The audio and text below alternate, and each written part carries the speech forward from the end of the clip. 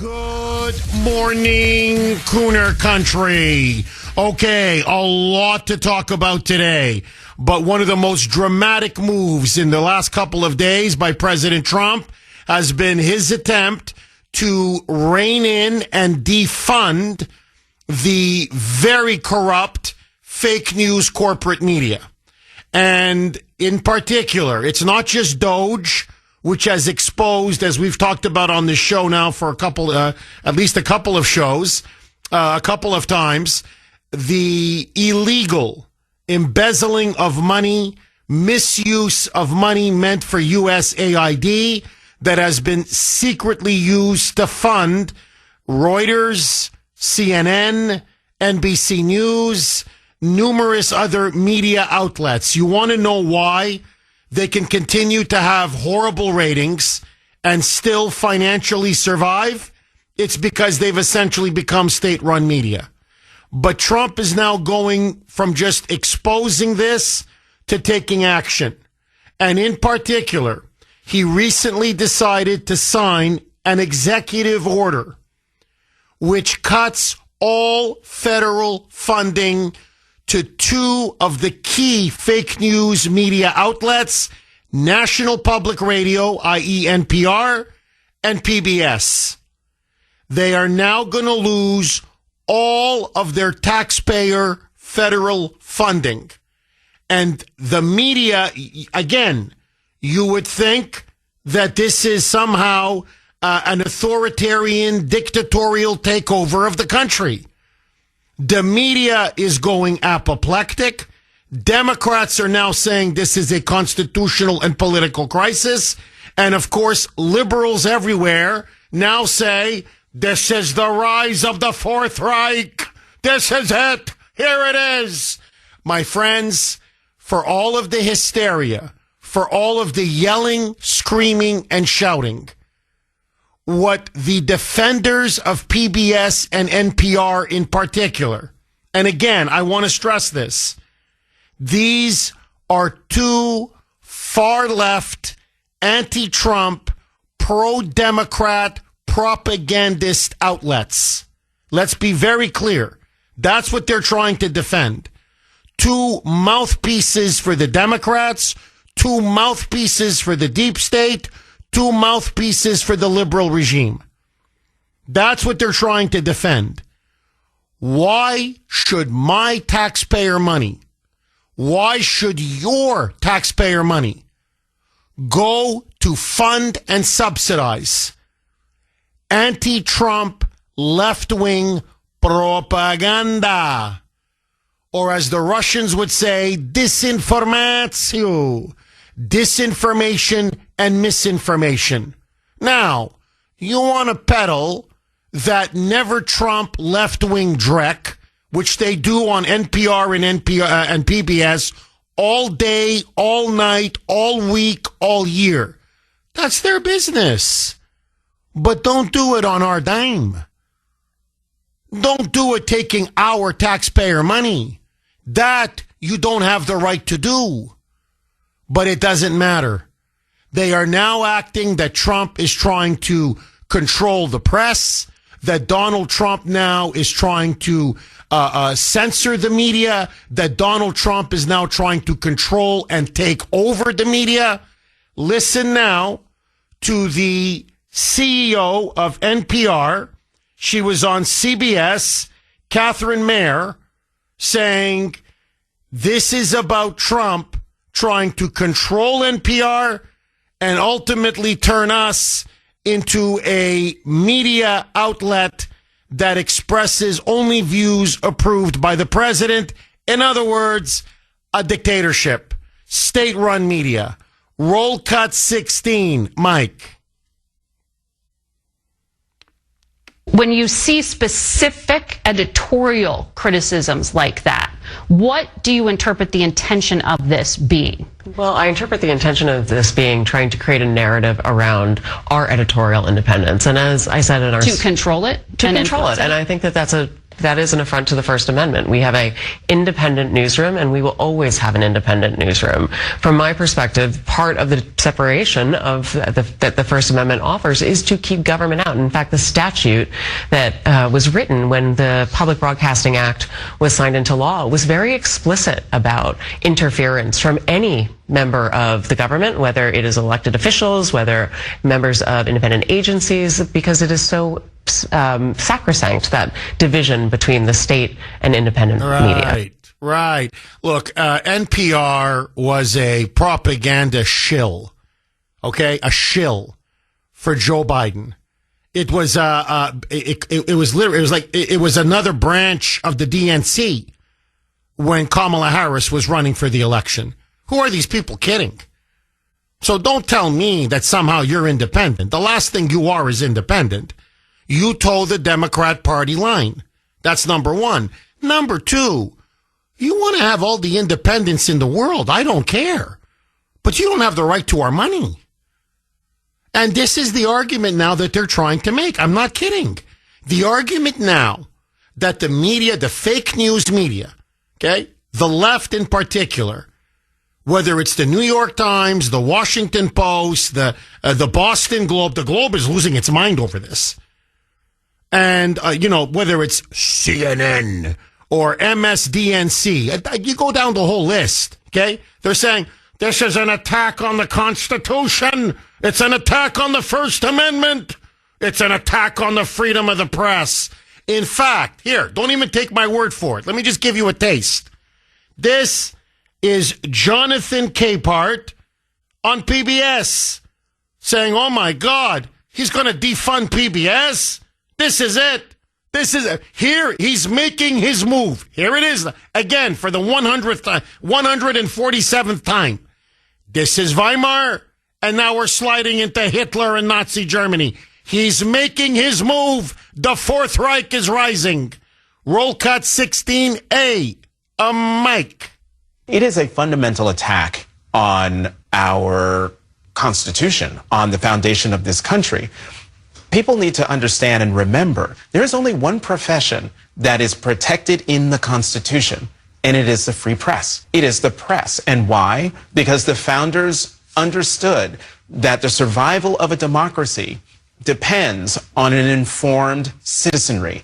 And the citizenry can only be informed by a press that can report on the affairs of the republic free and unfettered. And whether they are, come from the left or from the right, the government should not interfere with that reporting. And so when you have a president of the United States who is making it his mission to attack the free press, we should all be concerned whether we are at PBS or whether we are at MSNBC, because he's focused on us too. I mean, this is unbelievable, really, honestly. Okay, first of all, we're a constitutional republic and not a democracy. I mean, I don't know how many times I have to keep saying this. All right, that's number one. But let that go, okay? Tell me, what conservative media outlet gets federal funding? Name me one. Here's my challenge to the left, okay? To all you moonbats out there. Name me one conservative media outlet that gets federal taxpayer dollars. None. You can't name me one. You literally cannot. Name me one magazine, one media outlet, one TV network, one journal, one newspaper, one website that get a conservative website. Take your pick. Any conservative, I don't care if it's TV, print, media, online, it doesn't matter. What conservative media outlet gets a penny? Just a penny. I'm not talking $500 million like every year, the way NPR and PBS do, okay? No, I'm not talking the billions and billions and billions that they've been raking in over the years. A penny. Not even a buck. A penny. You can't name me one. So, yes, the First Amendment obviously protects freedom of the press from government censorship. But where does it say that you have the right to taxpayer dollars? Since when does NPR and PBS have the right to claim our taxpayer dollars? Now, if you want to donate to NPR or PBS, go ahead. If some rich George Soros, because this is pretty much how the left-wing media works, it's based on donors. So if one wealthy billionaire left-wing donor wants to waste more of their money down a rat hole and kick in millions of dollars to keep these, NPR or PBS afloat, go ahead. It's a free country.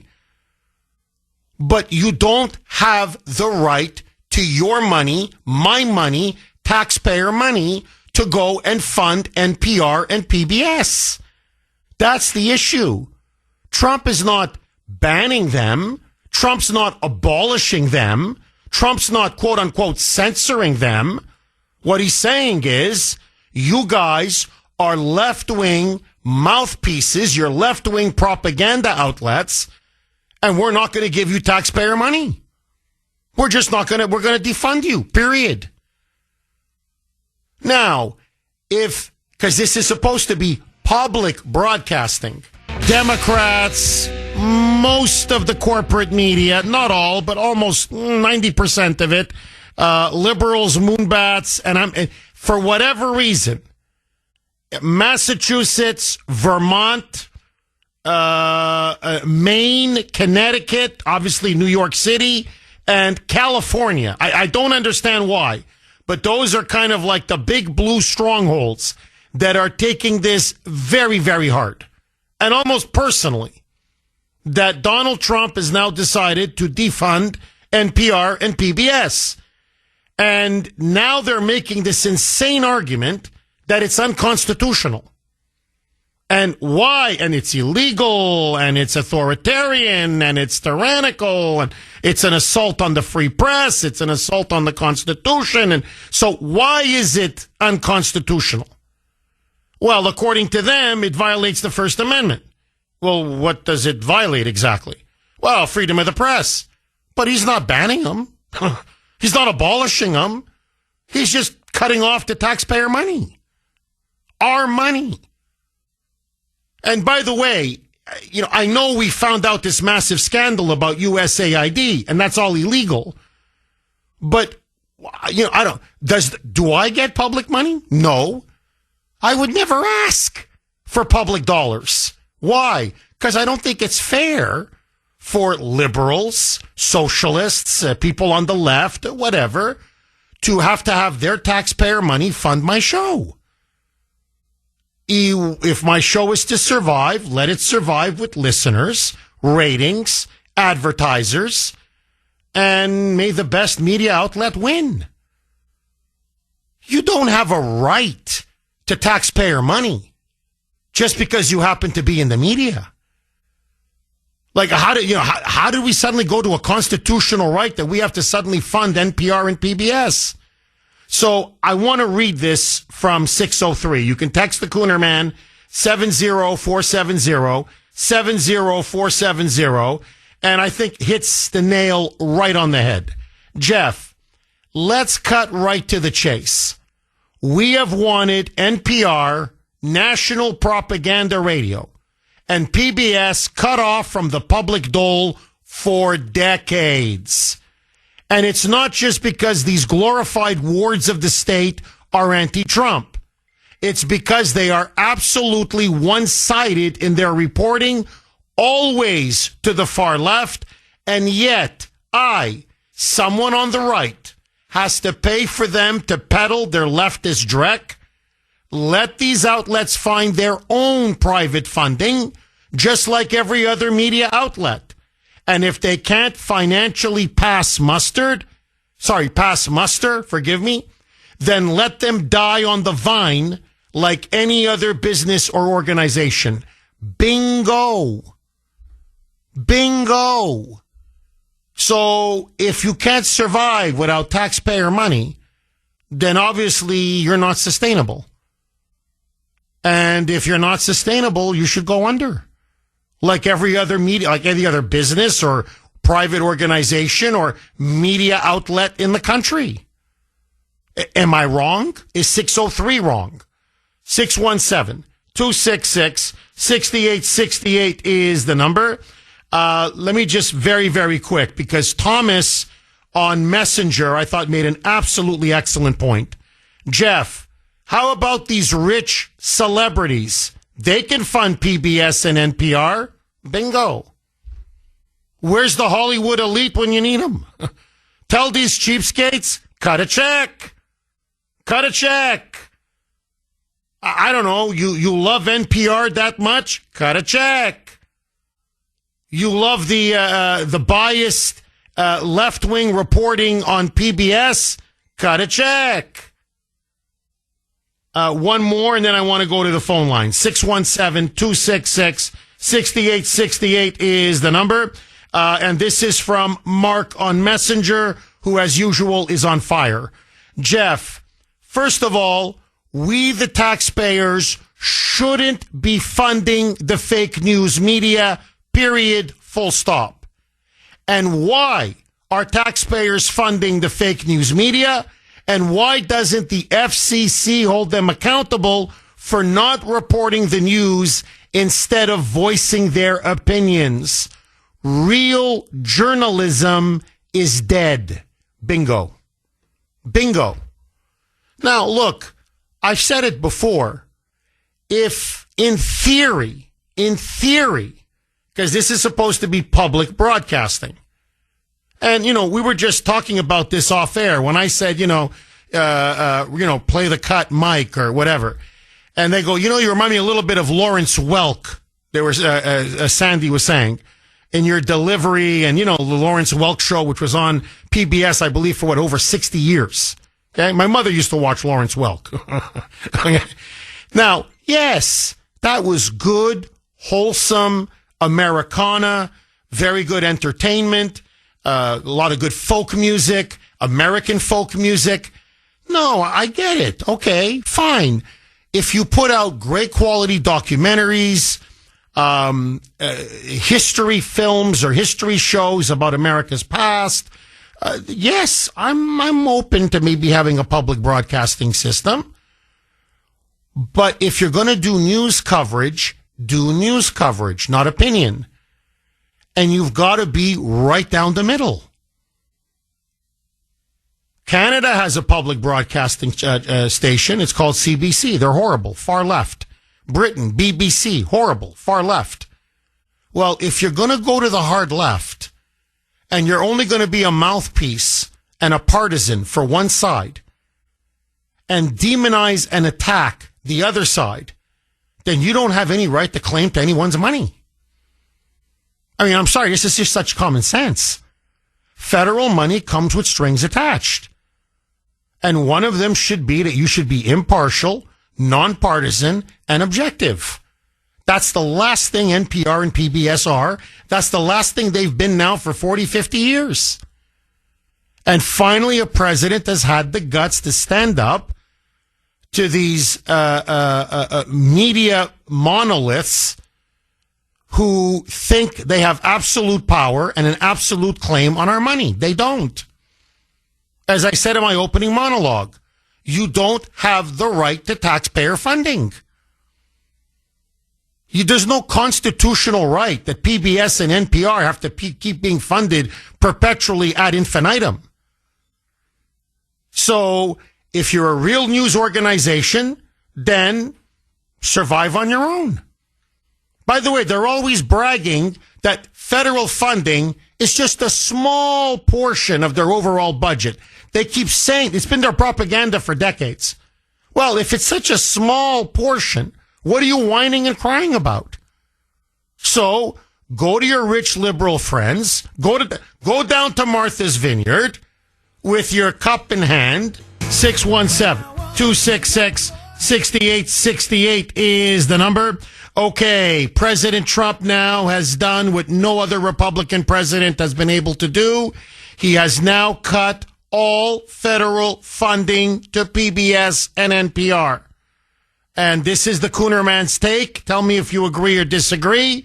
My taxpayer money and yours should not be used to subsidize pro-Democrat, anti-Trump, left-wing propaganda. So now PBS and NPR are crying.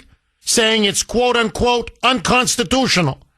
Since when does the fake news media have a right to our money? Agree, disagree? Dave, our Western PA constitutionalist correspondent. Thanks for holding, Dave, and welcome. Good morning, Jeff. I can hear you, Lima Charlie, buddy, loud and clear. Good morning. You're coming in great, Dave. Dave, what do you make of this defunding of PBS and NPR? And now the media, the Democrats, the libs, I don't even think melting down is the right phrase to describe it. They're going absolutely crazy. And they're saying it's unconstitutional, and it's an attack on the free press, and they're saying it's an attack on the country itself. What say you? Jeff, I'll tell you what's unconstitutional, them always going to the left-hand side all the time. I mean, Jeff, they're so far to the left, they make Joe Biden and Barack Obama look like Tea Party members, buddy. It's crazy. And hey, Jeff, how about Catherine Mayer? She was grilled in Congress about maybe a little over a month ago, if my memory serves me correct. And PBS was there, and I forget the gentleman's name, a congressman from Texas, and he was grilling her about, well, did you really say this and that? And one of her tweets or her ex-posts was that Americans are addicted to white supremacy, and she denied it, Jeff. Even though the guy found it, like, from 10 years ago, however she said it, she had a tweet on there, and then she says that they're independent, Jeff. Well, if they're independent, I'm a monkey's uncle. So I must be an uncle of a monkey, Jeff. Dave, right? I mean, come on. Dave, yeah. Let me ask you this. Do you think any media outlet, okay, because you're completely right, the NPR CEO, Catherine Mayer, is a joke. Yeah, she's basically a Marxist. She's an anti-white, anti-conservative, anti-Trump, far-left lunatic. That's what she is, really.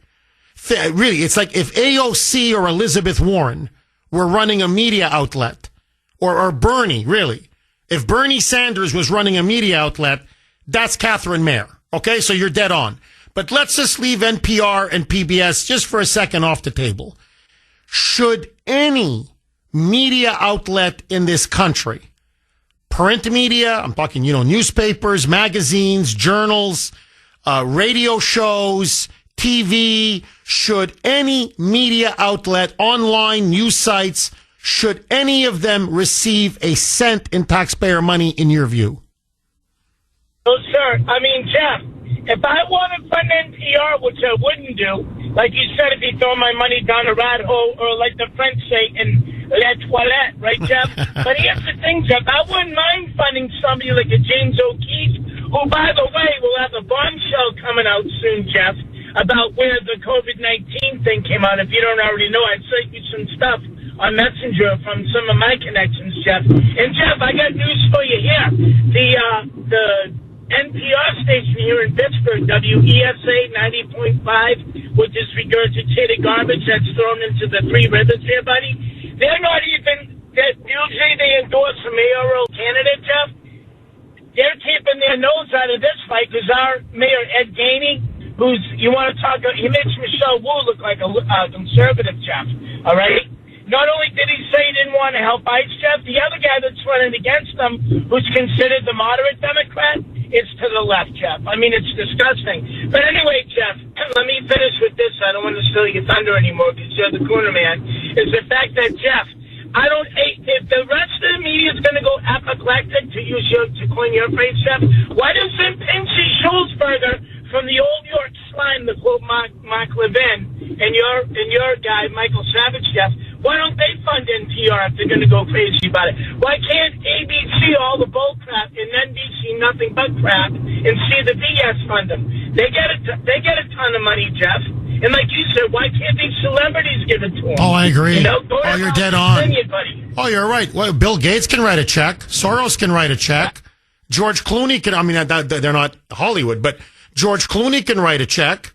I mean, I could go on and on. I mean, it's honestly, the hypocrisy here is so thick you can choke on it. No, they want our money. No, you're not going to get our money anymore. We're done.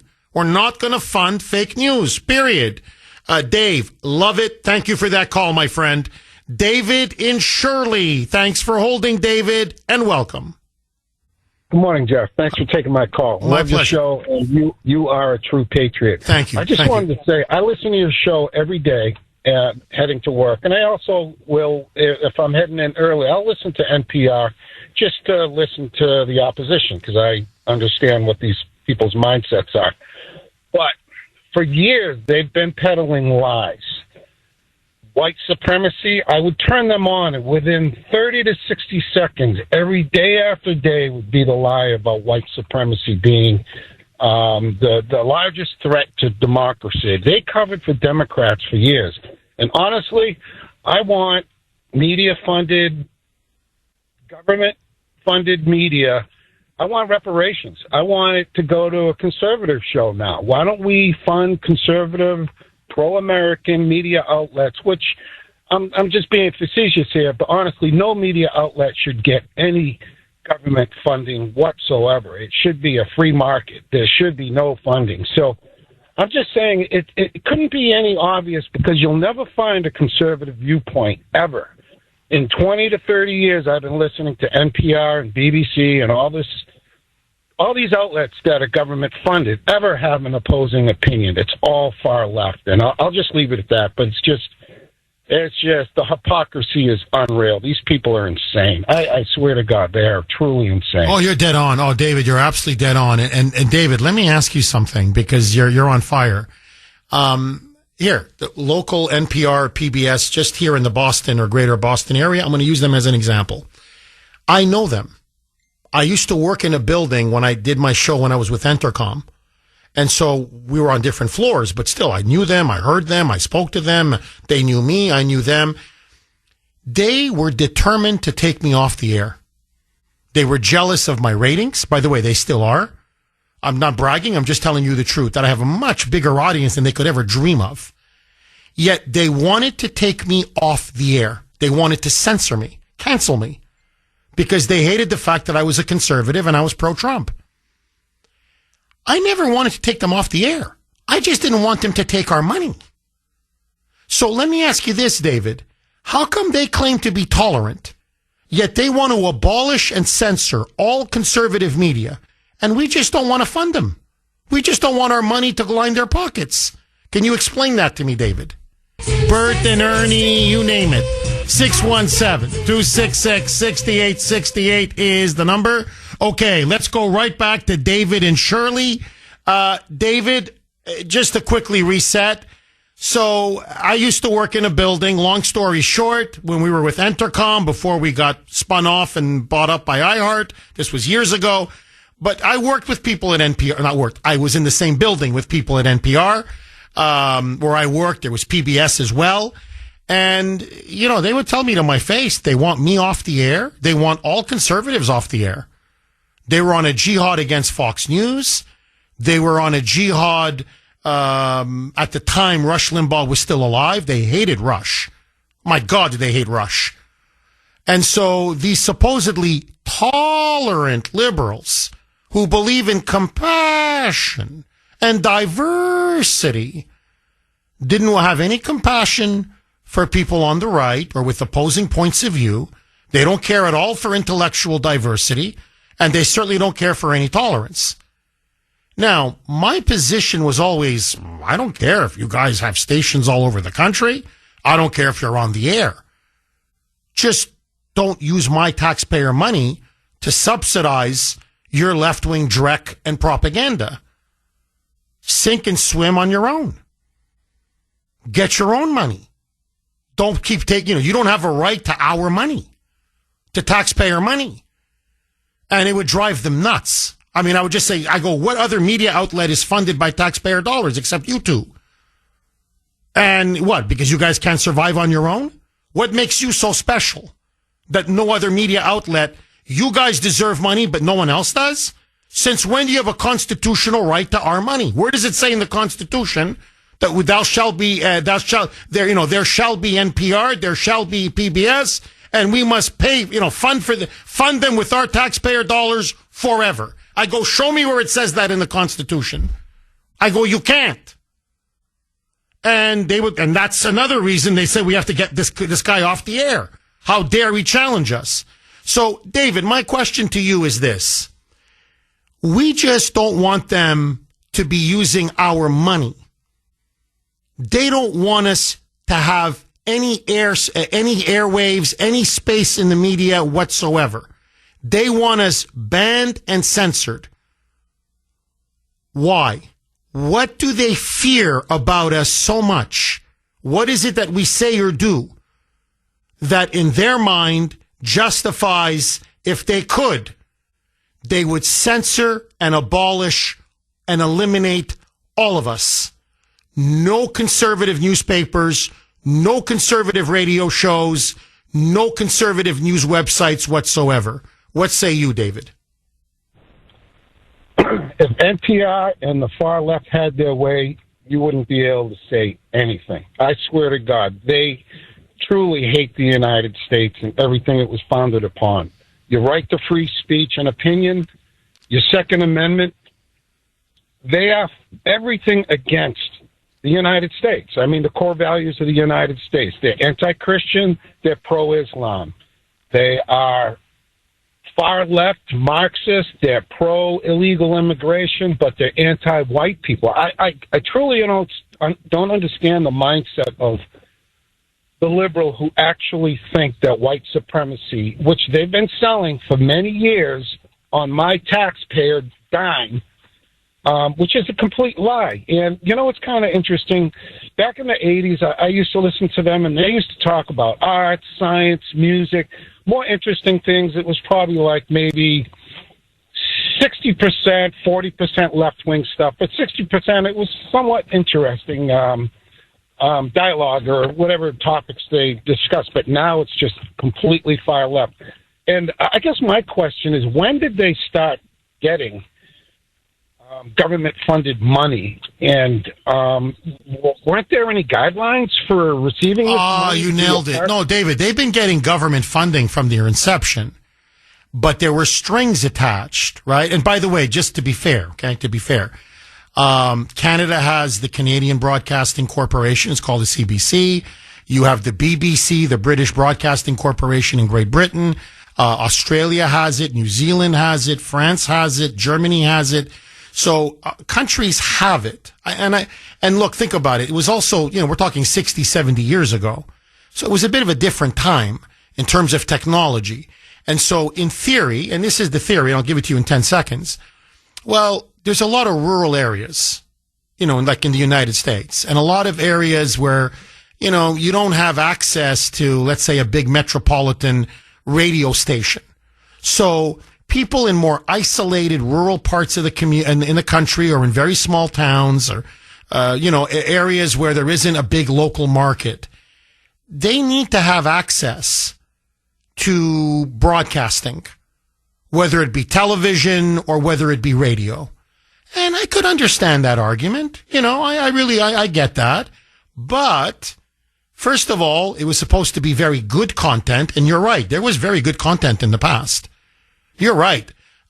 Music specials, documentaries, there's science shows. Look, to be frank, Sesame Street was an outstanding kids show. I know now it's gotten very woke and political, but look, when I grew up, this was some of the best wholesome entertainment a kid could watch.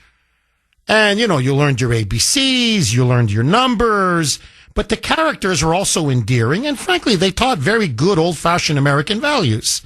So it was just a very good kids show, a lovable kids show. So I'm not saying they didn't have great content. They did. But their news coverage, in theory, was supposed to be down the middle. By the way, the same thing in Canada, the same thing in Britain, the same thing elsewhere. And after the 1960s into the 70s, it became increasingly left-wing. But what they still had, and I'll just give you an example. PBS had a William F. Buckley Jr. He had his show, Firing Line. They'd give him, it's an hour a week. There were many more liberals who had shows than Bill Buckley did. But what I'm saying is, at least the conservative side and viewpoint was represented. Underrepresented, yes.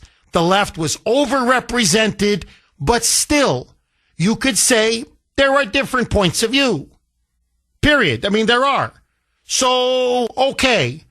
What happened was it became more left-wing, more intolerant, no opposing points of view, and then they began to, just cannibalize all of their programming. Everything became politicized. Their science, political. Music, political. Sesame Street, as I mentioned, political. It's a left-wing political woke show for kids. It's the LGBTQ agenda. It's climate change. It's illegal aliens. It's open borders. It's DEI. That's what Sesame Street now peddles. It's not what it was 30, 40 years ago. A politically free, innocent kid show with some really good creative talent. Those days are long gone. So what happened, David, is it just became increasingly politicized. And as you rightly pointed out, it just kept going more and more and more to the left. And that's why most of the country is saying amen. I mean, the elites are freaking out. The Democrat elites, the media elites, they're losing their minds. But 80%, 85% of the country is like, yeah, we don't want to fund this. We don't want to pay and fund this garbage anymore. I mean, NPR is MSNBC without the yelling. That's what NPR is. PBS, there's no difference between PBS and CNN. None. No, I'm telling you, none. There's no difference between PBS and CBS News, ABC News, NBC News. There's no difference. None. Except they do the whole, is Trump Hitler? Or is he Putin? Is he a Nazi? Or would you say more of an authoritarian fascist? Let me ask you, let me see, Jeffrey Goldberg from the Atlantic magazine. I mean, that's what you get. That's their idea of wow, boy, really a lot of diversity on today's show. Is Trump Hitler or is he Vladimir Putin? What's a boy? Oh boy, sophisticated conversation today. That's the dreck that passes for news at, NPR or PBS. So you can get, we're not funding, at least in theory, we're not funding CNN. We're not funding MSNBC. We're not funding CBS, ABC, NBC, New York Times, Washington Post. So you want that kind of garbage? There it is. Why should we have to pay that? Why should we have to pay for the fake news, for constant left-wing propaganda? That's the problem now NPR and PBS has. David, final word to you. Jeff, you just made me laugh with that Sesame Street intro. But anyway, I just wanted to say that not only is NPR and these media outlets that are government funded, far left opinionated, they suppress news. So just for instance, I believe there was a murder, I forget what state it was in, but there was I believe a trans person that shot up a school. They would never tell you those details. So they suppress the truth while peddling the lie. And we're paying for it. And that's Oh, you nailed it. David, you nailed it. You absolutely, David, your logic is perfect and flawless. David, thank you very, very much for that call. Really good call. He's completely right.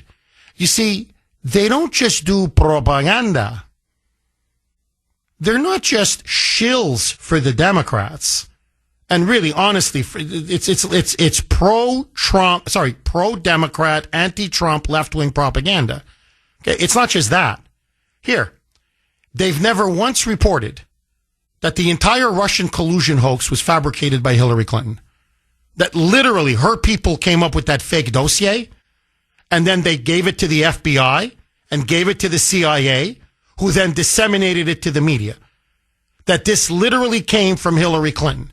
It was a lie manufactured and fabricated by Hillary and her people. To this day, NPR and PBS have not reported that. To this day, NPR and PBS have never retracted their lie after lie, their lies, their constant lies, that the Hunter Biden laptop was a Russian disinformation campaign, as they repeatedly said during the 2020 election. I'm just going to, I can go on with example. Here, Nord Stream 2. Trump was asked about it just yesterday. Who really blew up Nord Stream 2? All of the evidence now, it's come out. It was our CIA using Ukrainian intelligence as the front. So we used some Ukrainian intelligence group as a proxy or a front to blow up Nord Stream 2. But it was really our operation. Okay, so we blew up Nord Stream 2, which, by the way, was an attack on Germany, which is a fellow NATO ally. In theory, the Germans could have said to NATO, we're invoking Article 5 against the United States. Okay, that's how insane Biden's foreign policy was. But let that go. To this day, NPR and PBS, they won't even talk about this. They won't even talk about it. Not once. I'm talking for a minute. 60 seconds. Set the clock. Tick, tick, tick, tick, tick, tick. 60 seconds. The 2020 election, all of the voter fraud, which has now been widely exposed and revealed. The rampant voter fraud. The rampant election corruption. The rampant theft that took place. Not even a single minute. Not even a minute. And we got to keep funding this? Yeah, I don't think so. 617-266-6868. Bob in Plymouth. Thanks for holding, Bob, and welcome. Yeah, thank you very much for taking my call. I really appreciate it. My pleasure, Bob. I have been screaming for this for years, and I am so happy to hear that Trump is doing it finally. But the thing that shocks me is what you told us earlier, that CNN and all these other NBC and MSNBC were getting money also, which I did not know. I'm so glad that he's, exposed all of this. Oh, yeah, no, Bob, it's one of the big scandals of Doge. I mean, there's so many. They've uncovered over $160 billion in waste, fraud, and abuse. RFK Jr. now came out yesterday and said just in health and human services alone, they have found another $159 billion with a B in waste, fraud, and abuse. Okay, so let's not quibble over $1 billion. So that's basically $320 billion. And that's just scratching the surface. And so what Doge has found, they found, to me, look, I could do a whole show on this, but just very quick. There are two, I think, scandals that scream at you, or at all of us from Doge. One, that we were paying God knows how much. We're talking tens and tens of billions of dollars in fraudulent checks, Social Security checks, to over 15 million people over the age of 100 years old, who really, many of them were either they were scamming the government or they were illegal aliens. And that part of that money that was being used was to register illegals to vote. Millions and millions of illegals to vote. Doge uncovered all of this. And when they checked had they voted, they did. So Doge, by following the money, didn't just find billions and billions of our money going to line the pockets of illegal aliens who were using fake Social Security numbers and collecting Social Security checks, which they're not legally entitled to. It's illegal. But that they were then using it as a part of a larger scheme to register, the Democrats were, to register them to vote, and that they actually were voting. So Elon showed the receipts to all of Trump's claims. I'm not saying Trump didn't have a lot of evidence, but it was always, okay, but get us the receipts, the hard numbers. Elon found the hard numbers. That's one. And then two, what we're talking about now, that they used USAID to fund, by the way, NGOs, private groups here in the political groups in the United States tied to the Democratic Party. But in particular, they found billions and billions and billions of dollars that were embezzled through a slush fund. And that ended up to Reuters, to CNN, to the New York Times, to the Associated Press. So we were funding the entire fake news media. Literally, they're the state-run media. I mean, literally, they're taking money from the government. That's why they were lying about Trump the whole time. That's why they're mouthpieces for the Democrats and for the deep state. Because that's their billions of dollars. Because I kept asking myself over the years, I'm like, how does CNN, you can't, with these ratings this low, I mean, we're talking now, they're in some areas, they're under 75,000. That's it. That's, there's a technical term, it escapes me right now, but it's basically like a scratch. It's so low, you can't sell any advertising. Like none. Like you can't even give it away for free because it's that low. So they were in that scratch territory. And by the way, so was MSNBC. And I'm like, and they're paying people millions of dollars, these outrageous salaries. Now I know how. They were taking money illegally from USAID. Now, that's got to be all cut. That's why they're going berserk. That's why it's all out war against Trump. That's why it's destroy and demonize Elon Musk.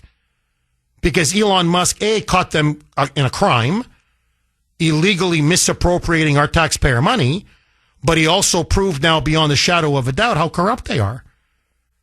They're no different than, what you see in Russia or China or Iran, or they literally are paid mouthpieces for the regime. So those were two of the biggest scandals from Doge. And Trump is now really clawing everything back piece by piece by piece. And a big piece is NPR and CBS. And Bob, let me just one final point, then I want to go to you. And I can read to you, if you want, the press releases. It goes back 30 years. For 30 years, NPR and PBS have said this. You can and check. Don't take my word for it. We only get 1% of our funding from the federal government. 1%, they kept saying. 1%. So, in other words, the argument was, it's such insignificant money. Why would you want to cut it? You know what they're saying now? Now they're saying it's not 1%. It's 50%. Is it 1 or is it 50? They change the numbers to suit their political agenda. So now they're claiming it's an existential threat to NPR and PBS because 50% of our money comes from the taxpayer, from the feds. When for decades they said, just 1%. It's nothing. Why would you want to tinker with 1%? Final word to you, Bob. Yeah, Jeff, another reason I called, I was hoping you'd talk about it. On X, there's a story where Border Patrol has uncovered thousands of FEMA packages scattered in storage locations along the southern border. Food diverted from Tennessee, North Carolina, and Georgia after the Hurricane Helene. How awful is that? I thought maybe you might have saw that on X. That's incredible. Bob, well, nothing shocks me anymore, but no, that's incredible. 617-266-6868 is the number. Mike, I'm just curious. Did you get a cut of like Big Bird or Cookie Monster or Elmo or Bert and Ernie that I asked for maybe an hour ago, Mike? Or this is the song. La, la, thank la, you, la, Mike. Elmo song. La la la la la la la la Elmo song. Sorry, I thought maybe you're on strike today or something, Mike. But all right, thank you, Mike. Now, why am I, playing cuts from Sesame Street? Is it Jeff? Why are you getting nostalgic for Sesame Street? Well, a little bit, to be honest. My kids also grew up watching, I wouldn't say grow up, but they watched Sesame Street when they were younger. Well, look, this is from Larry on Messenger. And he makes an outstanding point, really. I didn't even think about it, obviously, until he brought it up. Jeff, let's not forget, sir. You know, Larry, I don't know why you keep calling me sir. That makes me very nervous. I'm really not that, I'm not that important, Larry. I mean, I appreciate it. You're a military man. You're very respectful, but please just call me Jeff. Please. I'm not a sir. You know, or well, talk to my kids. It'd be nice if they called me sir. But anyway, but let that go. Jeff, let's not forget PBS owns Sesame Street. Now, that's a great point. Which has generated billions of dollars in Elmo sales and the like. PBS could fully fund itself and NPR. You're a genius, Larry. You're a genius, I'm telling you. That is so true. Here, I still have it at home. You know, when my kids were smaller. The coffee mugs. The Elmo coffee mugs. The Cookie Monster. Ava loved the Cookie Monster. Loved the Cookie Monster. Okay, I made Snack time! If I had $1 for every time I heard this, stuff like this, I'd be a millionaire today. Okay, because she loves cookies. Cookies and milk, it's one of, to this day, it's one of her favorites. Cookie Monster, T-shirts, coffee mugs, posters. You wouldn't believe the merchandise, the merch, as they say. That I know that my children, basically harassed Grace and I to buy them. Please, Daddy. Please, Daddy. Please, Daddy. Please. Okay, just get off my back, for God's sake. whatever it'll take to just get you to leave me alone. Okay, sure. You know, I'll buy you the coffee mug. Okay. I'll buy you that hoodie. Just leave Daddy alone, for God's sake. So, or the dolls. I mean, I could just go on. They're swimming in Sesame Street money. And correct me if I'm wrong. I don't think I'm the only parent. Because, all of Ashton's friends, when they were obviously much younger, they were all into Sesame Street. Ava's friends, they were all into Sesame Street. My niece, who's been, visiting me now, she came in last night with her mom, Grace's older sister. When she was young, Sesame Street. All of her friends, Sesame Street. So don't tell me that they haven't made a fortune off of Sesame Street. And yes, PBS owns Sesame Street. So don't come crying to me for money when you've got, honestly, one of the biggest brands for children in the history of this planet. So I don't believe them. They don't need our taxpayer money. They just want our taxpayer money. Because governments over the years have been stupid enough to just keep shoveling more and more and more of our money. And it has been billions of dollars. Billions of dollars over the years. No. PBS can fund PBS and NPR. Just forget the fundraisers. And by the way, can I just say this super quick? I want to take calls, but I need to get this off my chest. When I was younger, and I'd watch William F. Buckley Jr.'s Firing Line or the McLaughlin Group, which I thought was an outstanding show in the 1990s. And once in a while, especially when I was doing my master's, I'd be up till 1, 2 in the morning. And I'm working on my master's degree, and I'm like, I just want to take a break. So I turn on PBS, and believe it or not, at around midnight, 1-ish, they would actually have a good movie selection. Hitchcock's Psycho or whatever. Like just a really good movie from the 50s or 60s. A nice classic movie, usually a good horror or a good drama. And even then, whether I was watching Firing Line, the McLaughlin Group, or watching, Psycho with, the Alfred Hitchcock Psycho, in the middle of it, the shower scene, she's getting stabbed. Right after that, And here's a fundraiser for PBS. If you love this kind of programming and you want to continue this programming, well, $25 gets you a pen, $50 gets you a T-shirt, and $100 gets you a coffee mug. And so they would interrupt these shows constantly or interrupt these movies constantly and just harangue you, bang you up for cash. $25, $50, $100, $250, $500. They really love you if you give them $1,000. So they have commercials. They hit you then with the fundraisers, and you're taking my taxpayer money. I mean, I'd be like, it was so, I mean, I'd be like, I'm going to throw something at the TV screen. I go, this is ridiculous. So I got to go, I got to sit through these painful fundraisers. And by the way, nobody would call. And they would be like, oh boy, the phone lines are just ringing off the hook. I'm like, I don't hear. There's 20 people. They're all smiling at the camera with the phone in front of them. No, this was in the days of the hard phone, the hard line. And then maybe you'd hear like, ding, ding, ding. And then silence for 2 minutes. Ding, ding, ding, ding. Maybe, one phone here, one ring there. And they're like, oh, the lines are burning up. And they would just keep going and keep repeating it. $25 gets you a pen. $50 gets you a shirt. $100 gets you a coffee mug. And I'm like, play the effing movie, for God's sake. So it was fundraiser after fundraiser, commercial after commercial, taxpayer money after taxpayer money. I'm done. If the Moonbats want them, they can fund them. Not a penny more. Agree, disagree.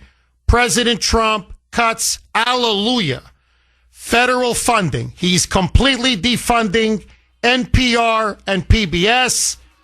I say the man's a hero. 617-266-6868 is the number.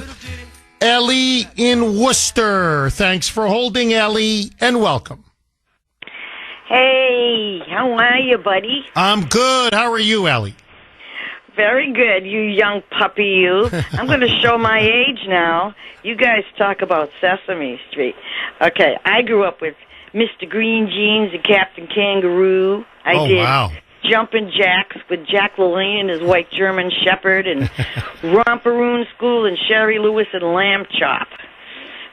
That's how old I am. Well, I do remember Romper Room. I used to watch that as a little kid. I do remember. I have very fond memories of Romper Room as well. But fast forward to 2010, as I was coming out of as I was becoming a recovering Democrat, I just flicked it through the channels, and I put it on Channel 2. There was Martha Speaks about the talking dog. It's a cartoon. And that really opened my eyes because it was all about the Democrat dogs versus the fat cats, which were AKA conservative. And I'm watching this cartoon because that's Obama was in at the time, and I'm going, oh my God, they're indoctrinating little kids. They were actually indoctrinating them and making them hate the quote fat cats, which was the right side.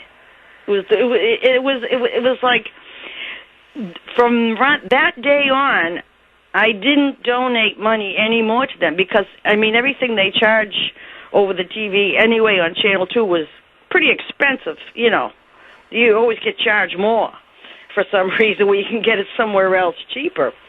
But when I found out, I said, "Wow, this is indoctrination right before my eyes," and it's like. I thought until recently, I never knew that it was our taxes paying that. I never knew. I thought it was all donations. Oh, no, I wish. And that's another thing now. They've been caught in a lie.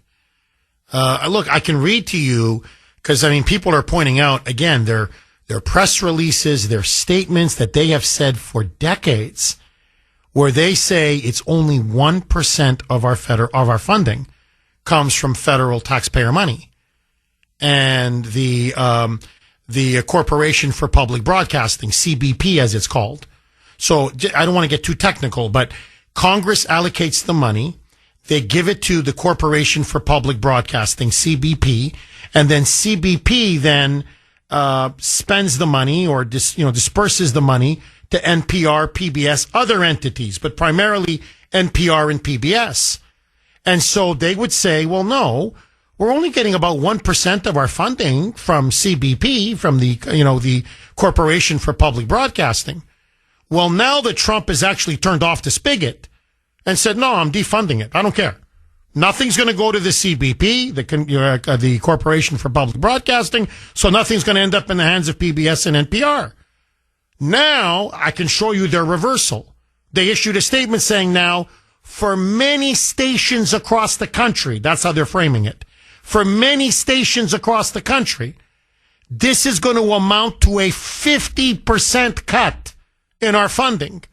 We cannot survive. That's why they're claiming he's trying to abolish PBS and NPR. This is an attack on the Constitution. It's an attack on the free press. He's trying to control our narrative. He's trying to destroy our editorial independence, blah, blah, blah, blah. Because suddenly now 1% has become 50%. So again, they just make up numbers whenever it suits them. Now, personally, I don't care. By the way, I don't believe them it's 50%. I don't. I think they're exaggerating. They're lying. Maybe for one station in, I don't know what, somewhere in Alaska. I'm not talking Anchorage, someplace in Alaska, in Palookaville. Okay, some place there's 10 people in this town in Alaska. Yeah, maybe for that one town, it's 50%. Okay? But I don't believe that for most markets, most stations, it's 50%. No, I don't believe them. I think it's much lower than that. But I don't care. That's their problem. We should not be subsidizing PBS or NPR. You want to be a far-left, pro-Democrat propaganda mouthpiece. If that's what you want to do, that's your business. But you're not entitled to our money. And frankly, no media outlet, no network is entitled to our money. No radio network, no radio show, no TV network, no TV show. Nothing is entitled to our money. We live in a free market country. We live in a constitutional republic. We do not live in a socialist superstate. We don't live in a communist country. The media is supposed to be free. If it's free, it's supposed to be independent. If it's independent, it should not be taking any public money whatsoever. So to me, that should settle the issue. Now, they've got a lot of friends, a lot of rich liberals, a lot of limousine liberals out there. Let them pony up. Don't worry, they got big checkbooks. Trust me, writing a check for a couple $100 million for many of them is peanuts. So go to your donors and do what Democrat billionaires do best. Spend money. Thank you for that call, Ellie. No, really, it's insulting. Really, to me, on one level, this is profoundly insulting. So you gaslight us, you manipulate us and lie to us for years. And all of a sudden now, when the gravy train stops, it's an existential crisis. Well, too bad. Produce better programming. And that's their problem. Look, seriously, their news coverage is garbage. It's not just that it's far left. It's garbage. Here, the Fine People hoax. Charlottesville, it's been what now, 8 years? They're still peddling that lie. That Trump was supporting the Nazis, the white supremacists. He said there were fine people on both sides. You're a liar. But what NPR is selling, what PBS is selling, I can get it on MSNBC. I can get it on CNN. David Muir on ABC News. There it is. I can get it on NBC. I can get it on CBS. I could go right down. What do you want? New York Times, Boston Globe, Washington Post, USA Today, Reuters, Associated Press. I could go Politico. I could go on and on and on and on. There's an endless supply of far left media, Democrat media outlets. So why do we need one more? That's in a way their problem. You're selling what other people are selling, and frankly, most people aren't buying. So now, you can make it on your own. That's your business. Now, to me, frankly, the more interesting argument, and again, I'll take calls, I promise, 617-266-6868. In fact, I almost have a full call board, but I just want to get one other point out, because Sandy did make a very good point to me in our pre-show production meeting. She said, Jeff, PBS doesn't just do news. PBS does do a lot of programs that some people may like or may watch. Rick Steve or whatever is it, Rick Steves or whatever it is. But anyway, the guy who does the travel show. I've watched that occasionally. People may like that. Honestly, there's some, pretty good. Ashton will occasionally watch a cooking show. What is it? There's Lydia's Kitchen and what's that French guy? Is it Chef Pepin? Pepin, however you pronounce his name. Pepin. All right, so it's Chef Pepin, according to Sandy. So you've got cooking shows. You've got Masterpiece Theater. You've got some of these historical dramas. You've got certain shows on PBS, that maybe people feel is of good quality and they like to watch. Okay, so Sandy and I were having a pretty extensive conversation off air. And to make a long story short, I think she's a bigger fan of PBS than she's letting on. Now, she says she likes BBC. She loves mystery dramas and mystery shows. And apparently PBS and BBC do team up. And according to Sandy, they kind of pay for half, of a Masterpiece Theater or some of these British mysteries. So, and she loves the cooking shows. Julia Childs, big fan of Julia Childs, loves Chef Jacques Pepin. Big fan of Jacques Pepin. But anyway, now I have to say, Ashton does watch several of those cooking shows. I'm not saying religiously, but he will watch. How do I know this? Because he texted me. And he's like, Dad, so that means I won't be able to watch my cooking shows. I said, Ashton, no, man, we're just not going to pay for it.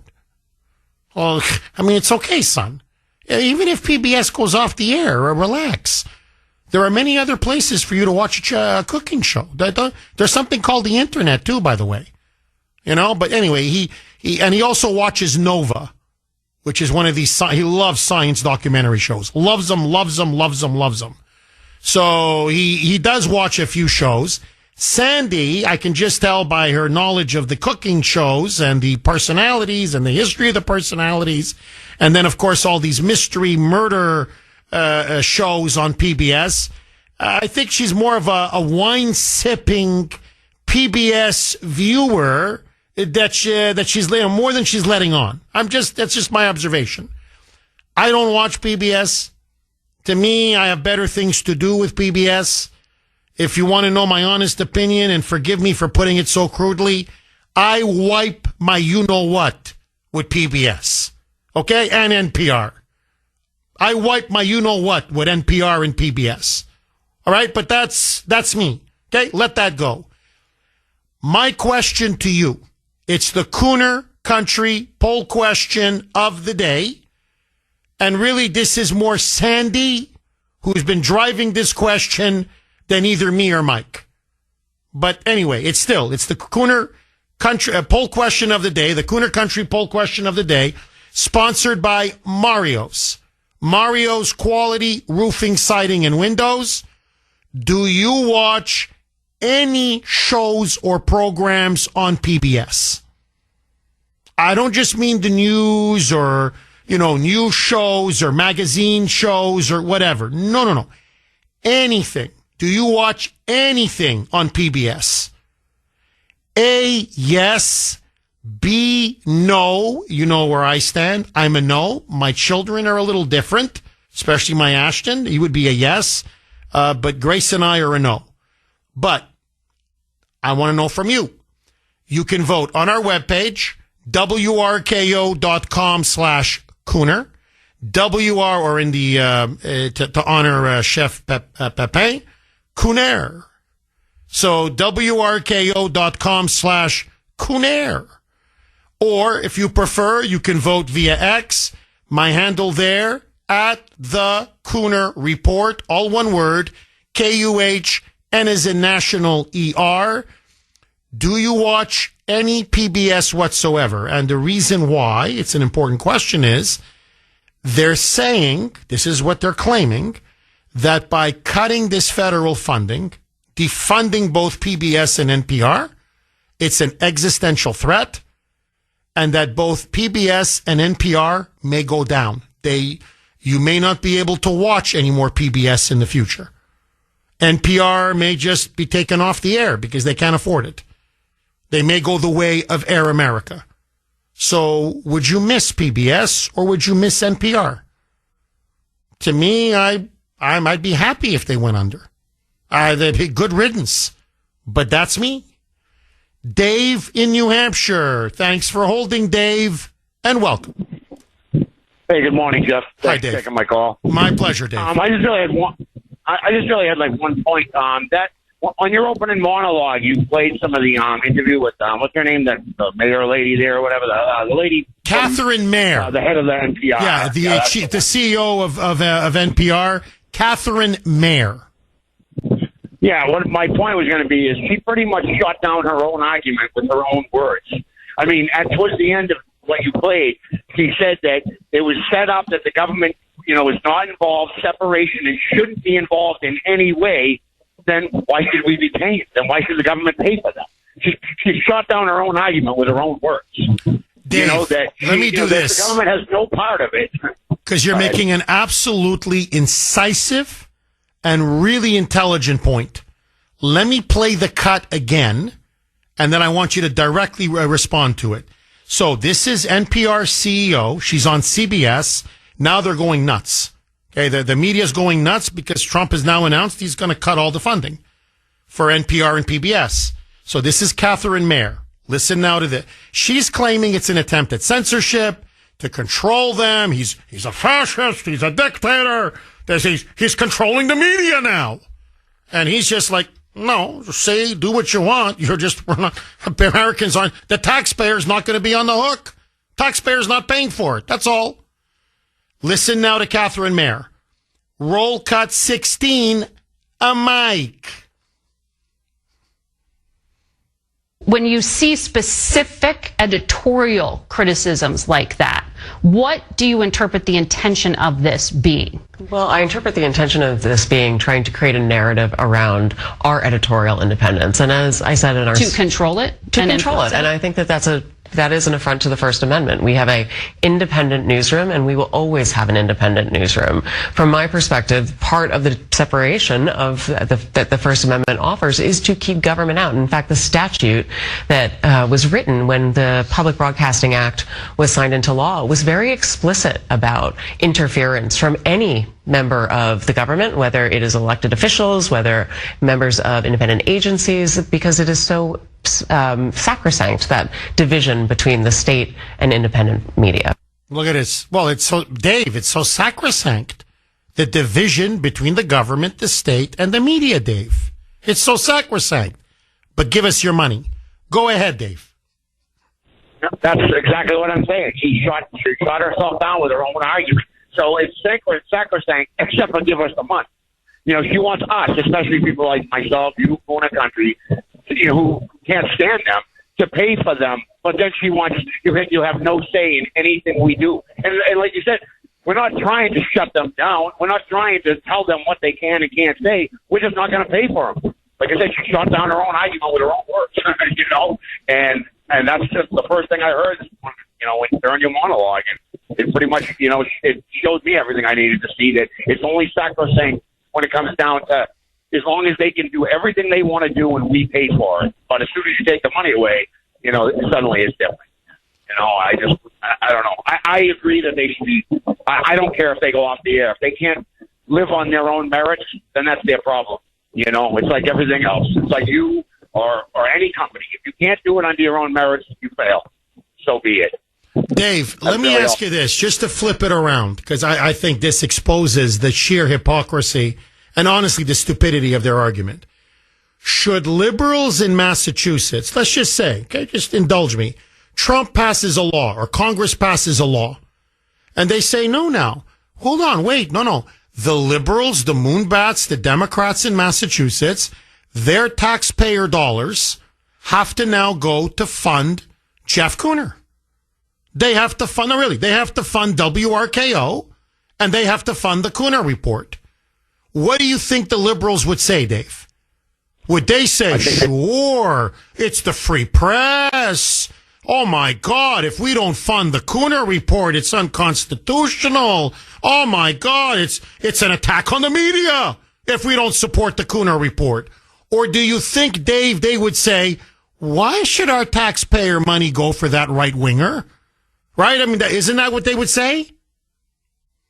I think they would even be worse than that. Yeah, not only would they say that, then they come out and say that they were trying to get it, we were trying to get them to fund the Nazi party and all this stuff. Yeah, and I don't want them to fund us for you either. Like I said, I don't want to fund them. I don't want them to fund us. Bingo. I'm so with you, Dave. I'm so with you.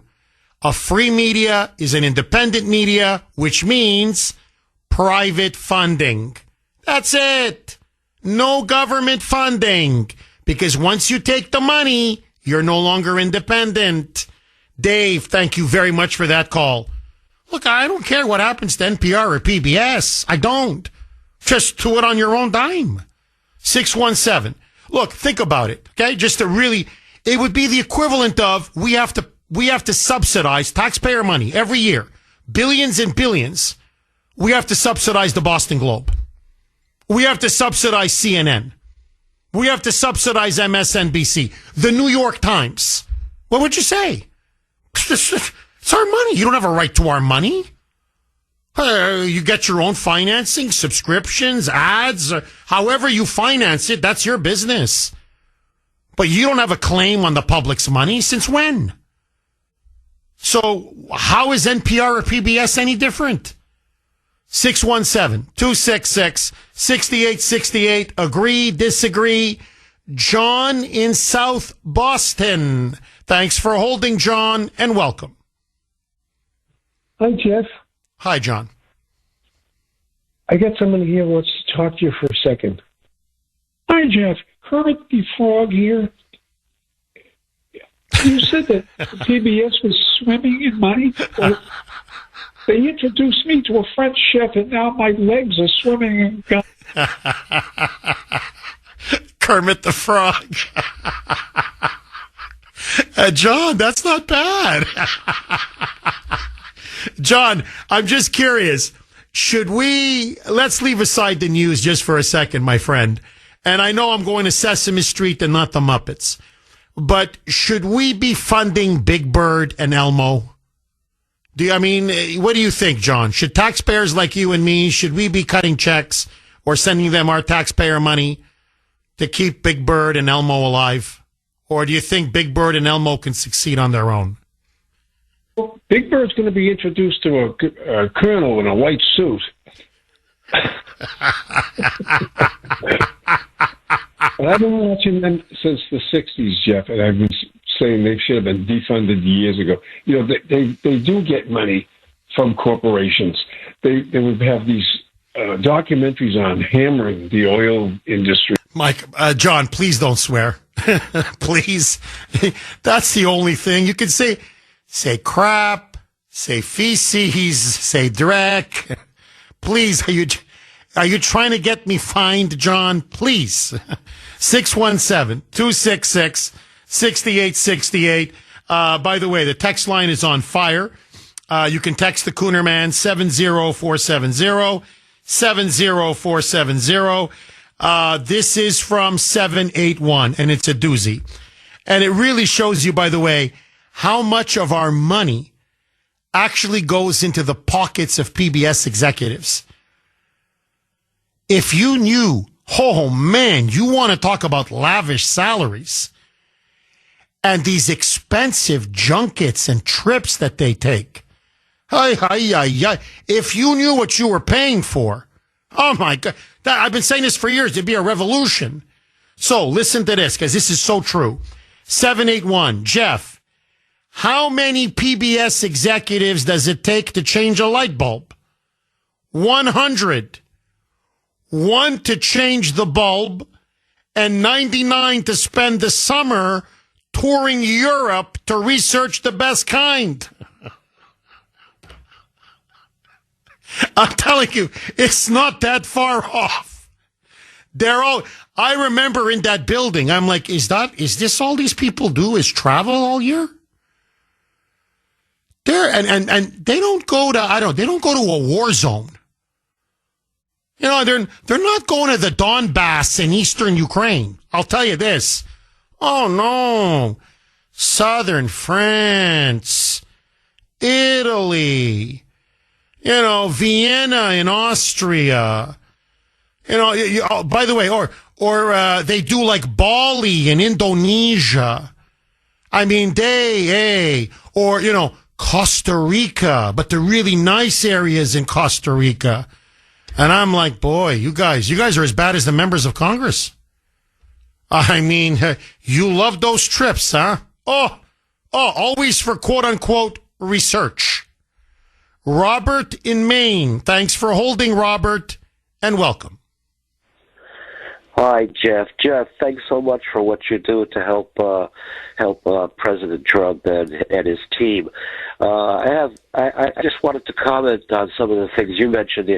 You hit the nail right on the head when you talked about how at one point it seemed to be a little more balanced on National Proletarian Radio and PBS and all that.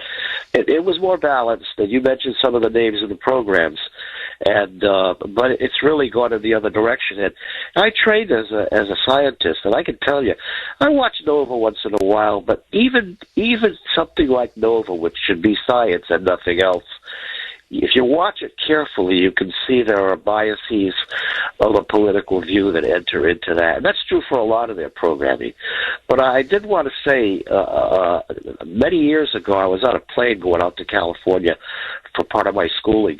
And the guy I sat next to was a really nice guy. He was kind of in the middle politically. So we got to talking, and I asked him, what he did. He said he was a station manager for a college radio station. And as you probably know, if it's a college radio station, 9 out of 10 of those things are NPR. And so we got to talking, and I said, I'm a little worried because I like NPR. I said, but it looks like it's starting to change in some ways. And he said, I'm worried about it too. He's honest with me. He said, I'm worried about it too. And here's what I think's happening.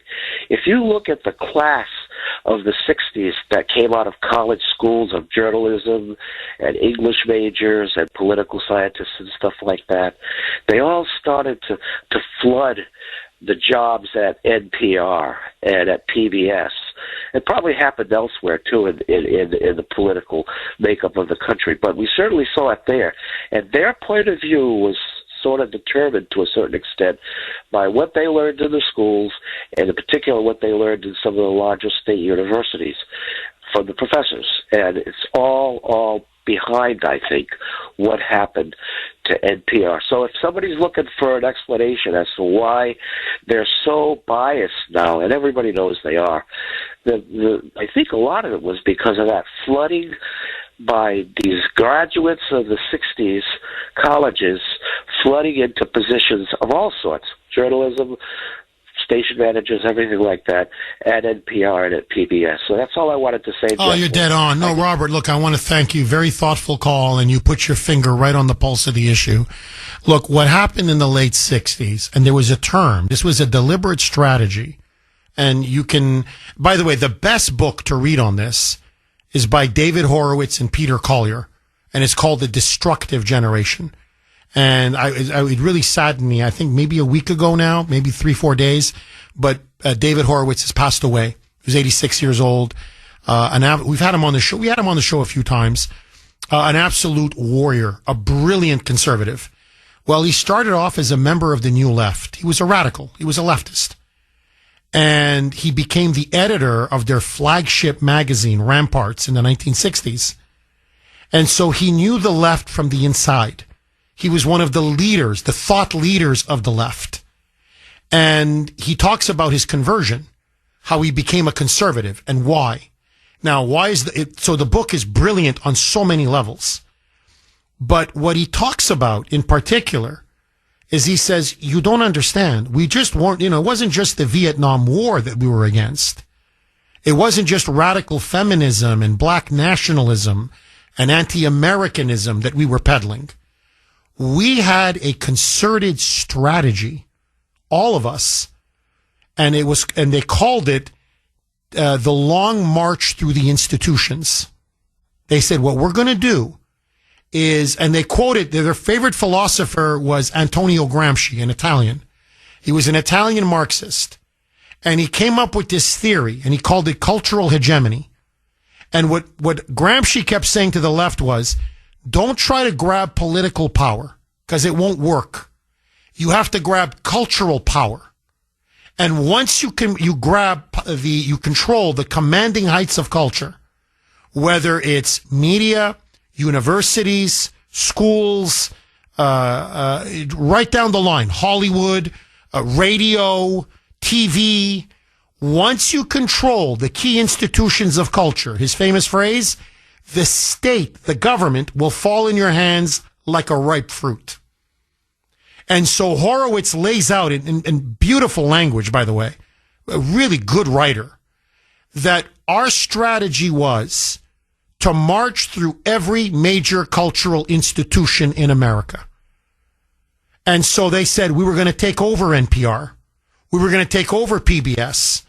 We were going to take over CBS News, ABC News, NBC News. We were going to take over the elementary schools, the high schools, the colleges, the universities. We went to Hollywood. We're going to take that over. Corporate America, we said we're going to take it over. And he said that was the concerted strategy. And if you've noticed, really, the country's never recovered since, because they have radicalized and politicized almost every institution. And so if you notice, just take NPR and PBS, they don't believe in journalism. Journalists always used to believe, check your facts, make sure what you're saying is just the facts and nothing but the facts, and always give both sides of a story.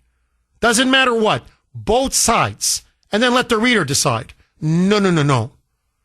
They said we're going to turn media into propaganda, into power for the left.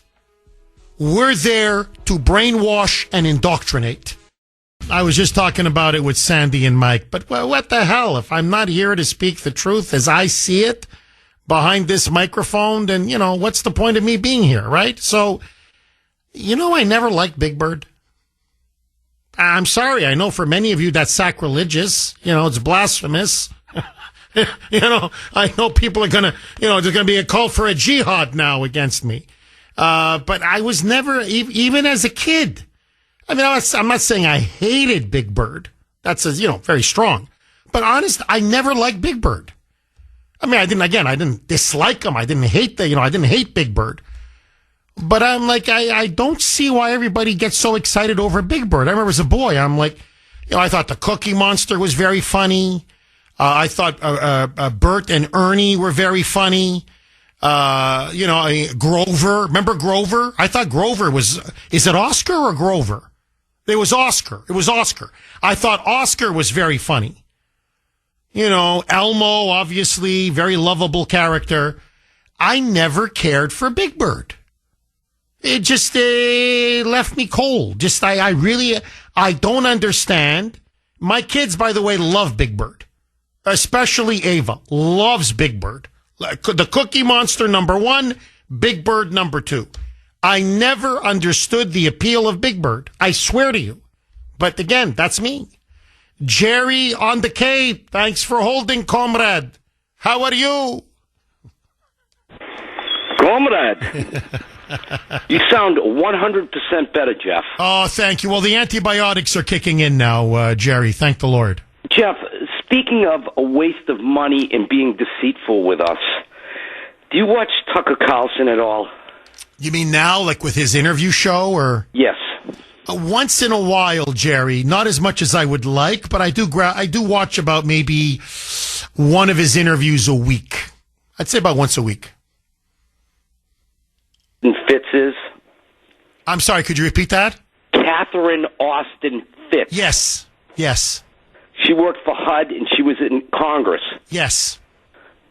She did an interview with Tucker Carlson. Between 1989 and 2015, the Department of Defense and HUD, in unauthorized spending now, Jeff. Now, she did this, talked about this, and spoke about this in an interview. $21 trillion. There is a history of near extinction events. And one of the things that I've looked at, because I'm trying to figure out, between fiscal 1998 and fiscal 2015, there were 21 trillion of undocumentable adjustments in the U.S. government. If you go to our website, missingmoney.solera.com, we have years and years of documentation, including the government financials that show this. So the question is, where's all this money going? And one of the things I've looked at in the process of looking at where all this money is going is the underground base and city infrastructure and transportation system that's been built. And I'm sorry? Yes. So we have built an extraordinary number of underground bases and supposedly transportation systems. Some of these are some of these are documented as part of the national security infrastructure. I think there are many more. So, in the United States? In the United States, all over the world. $21 trillion, comrade, Jerry, to create underground bases, underground cities for what they're calling near extinction, events or a near extinction event. 21 trillion. And apparently, and you're right, you're talking about Catherine Austin Fitz. She was the former assistant secretary at HUD, and a member of Congress, told Tucker that this is for the rich and this is for the powerful. It's not for you and me, my friend. So just to show that you're 1,000% correct in what you're saying, please, Jerry, pick up where you left off. Jeff, Sandy and Mike are awesome. You have an incredible crew there. You and them and all the callers. Thank you for pulling that up so quickly, Jeff. They don't care about you and I. That's why they're so quick to be trying to push nuclear war with Russia. That's why they're so quick to be pushing for war all over the world, because they know that they will be safe and we'll be fodder. They don't care. They don't care about us, and everyone has to realize that here and now, that these government workers and bureaucrats do not care about any of us. And Jerry, just to bring it full circle, to PBS and NPR, because you're right, you're completely right. Everything what you just said is completely right. Notice how these, initially NPR, PBS, remember how they used to be so anti-war, Jerry? They were against the Vietnam War, any American war that we were involved in. But all of a sudden now, it's Slava Ukraina. It's glory to Ukraine. Now they're not just pro-war, but if need be, to your point, even pro-nuclear war on behalf of Ukraine against Russia. In other words, they've now become a shill for the military-industrial complex and the warmongers and the deep state. Am I wrong, Jerry? Then correct, and then some. I mean, the way the reversal, the hypocrisy. It's honestly, it's stunning. And all you have to do is follow the money. Jerry, go ahead. Last word to you, comrade. Go ahead. Surprised. I've seen this coming for a lot of years, and I was called a crackpot and a conspiracy theorist. I don't buy anything that the government tells me anymore. I haven't for the last 50 years of my life. I do not believe anything that they tell me. Well, just to prove your point, I agree with you. For how many decades? What is it, 30, 40 years at least? They've been telling us, no, we're not building underground bases. No. And, all these trillions of dollars over the years, conservatives like you and me have been asking, and constitutionalists and libertarians, to be honest. We've been saying, No. There's trillions of dollars. It's unaccounted for. Where's it going? And some of us said, well, maybe it's going into the CIA and they're doing these shadow operations around the world. And you know, it's all done behind the scenes in the shadows. 617-266-6868 is the number. Okay. So just the, exclamation point on what I was saying before Mike again cut me off, but let that go. So, Catherine Austin Fitts, is a former Secretary of Housing and Urban Development, member of Congress. This is not some fringe lunatic. This is a person who's in the know and knows obviously what she's talking about. And she is completely right. The United States, now it's been over decades. It wasn't over just a year or two, but multiple administrations, Republican, Democrat, over many decades, literally has spent over $21 million. And they've done this in secret, behind our backs, off the books. This has all been done off the books to create underground military bases and underground cities for the rich and powerful, for the power elite, in case there is a near extinction event.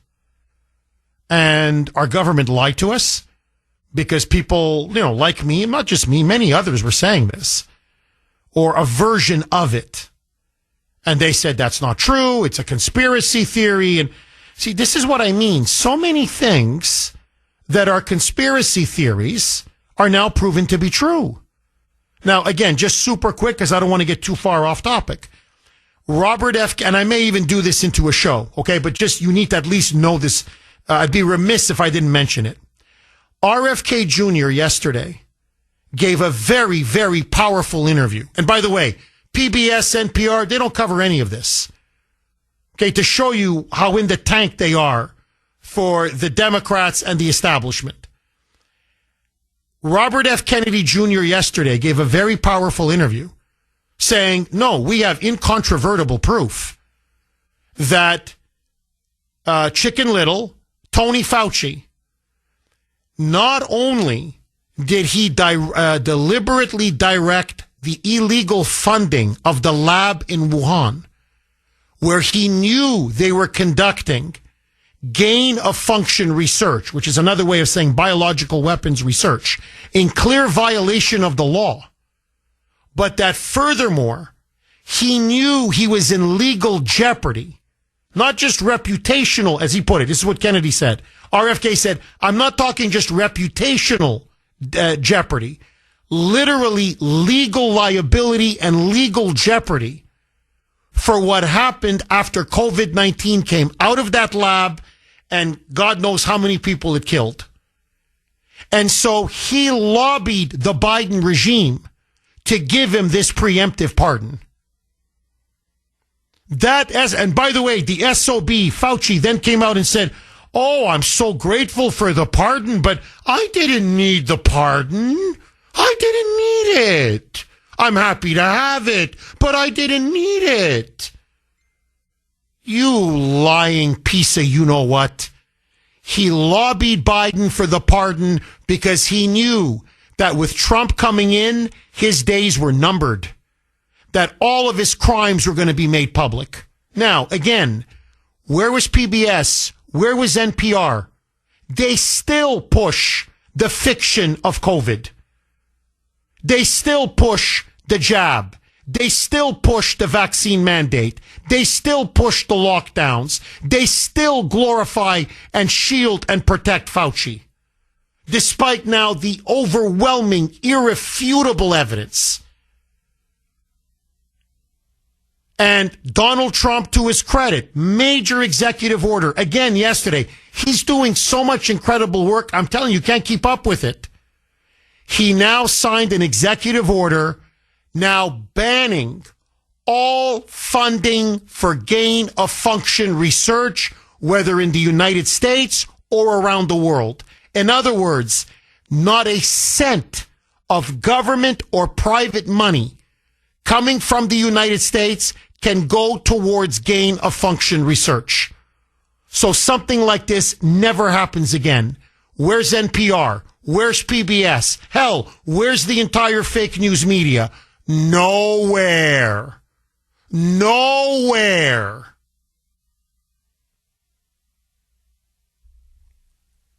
No more. Not a dime. They have milked us for billions and billions and billions of taxpayer dollars. Not a penny more. Agree? Disagree? Whoa, Gary. Gary on Sesame Street. Thanks for holding, Gary, and welcome. This is actually Tom Homan, and I'm bringing hell down to Sanctuary Street. And who's this big fellow? Who's this big fellow with the white all over his nose? That's just a powdered donut. That looks more like a fentanyl donut to me. $1, $2, $3 billion being sent to the moon bats at PBS. Hey, Bert, are we going to have to change our lifestyle? Ernie, use your condom sense, Ernie. Oh, hey, Holman, I'm Oscar the Grouch, and I'm legal. But check out Rosita. She's in the other trash can out there in the alley. Ay, caramba! I got your big bird right here, Holman. Hey, it's Kermit the Frog here to tell you about lots of government pork. Don't you know the Sharia law down here on Sanctuary Street? It's the How Wow dietary laws. Miss Piggy lives to see another day, making bacon for the government. Oh, Gary, dynamite stuff, man. Oh, you do these imitations really, really good. Gary, Thank you, Jeff, and you are the best. You are the best in radio. There's no doubt about it. Oh, thank you, Gary. Gary, I got to ask you this, buddy, because they're using Big Bird and, the Cookie Monster and Elmo now. They're trying to scare the kids.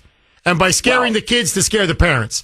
So they're claiming now you cut federal funding to PBS. Guess what? No more Sesame Street. What say you, Gary? Well, I would say I'd be remiss if we didn't mention what Cookie had to say about all this. Ready? Here we go. C is for cartel. It's good enough for me. Oh, cartel starts with C. Yum, yum, yum, yum, yum.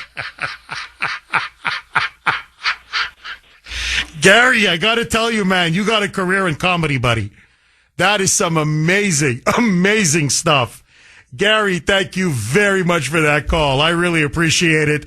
6-1, best audience in the business, huh? Best audience in the business, 617. We got to get him back on. Sandy, get his number. We got to get this guy back on. We got to get him to do me. Oh, I bet he'd do a great Kuhner, man. We got to get Gary to do me.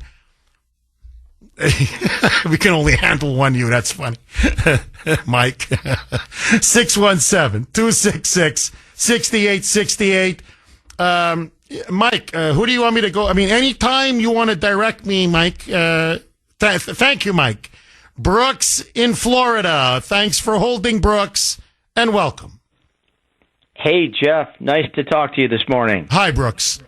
Okay, I'll make it quick, but because it's not really my story, it's my wife's story. And she's a little shy to come on this morning. So she said, we used to live next to Big Bird.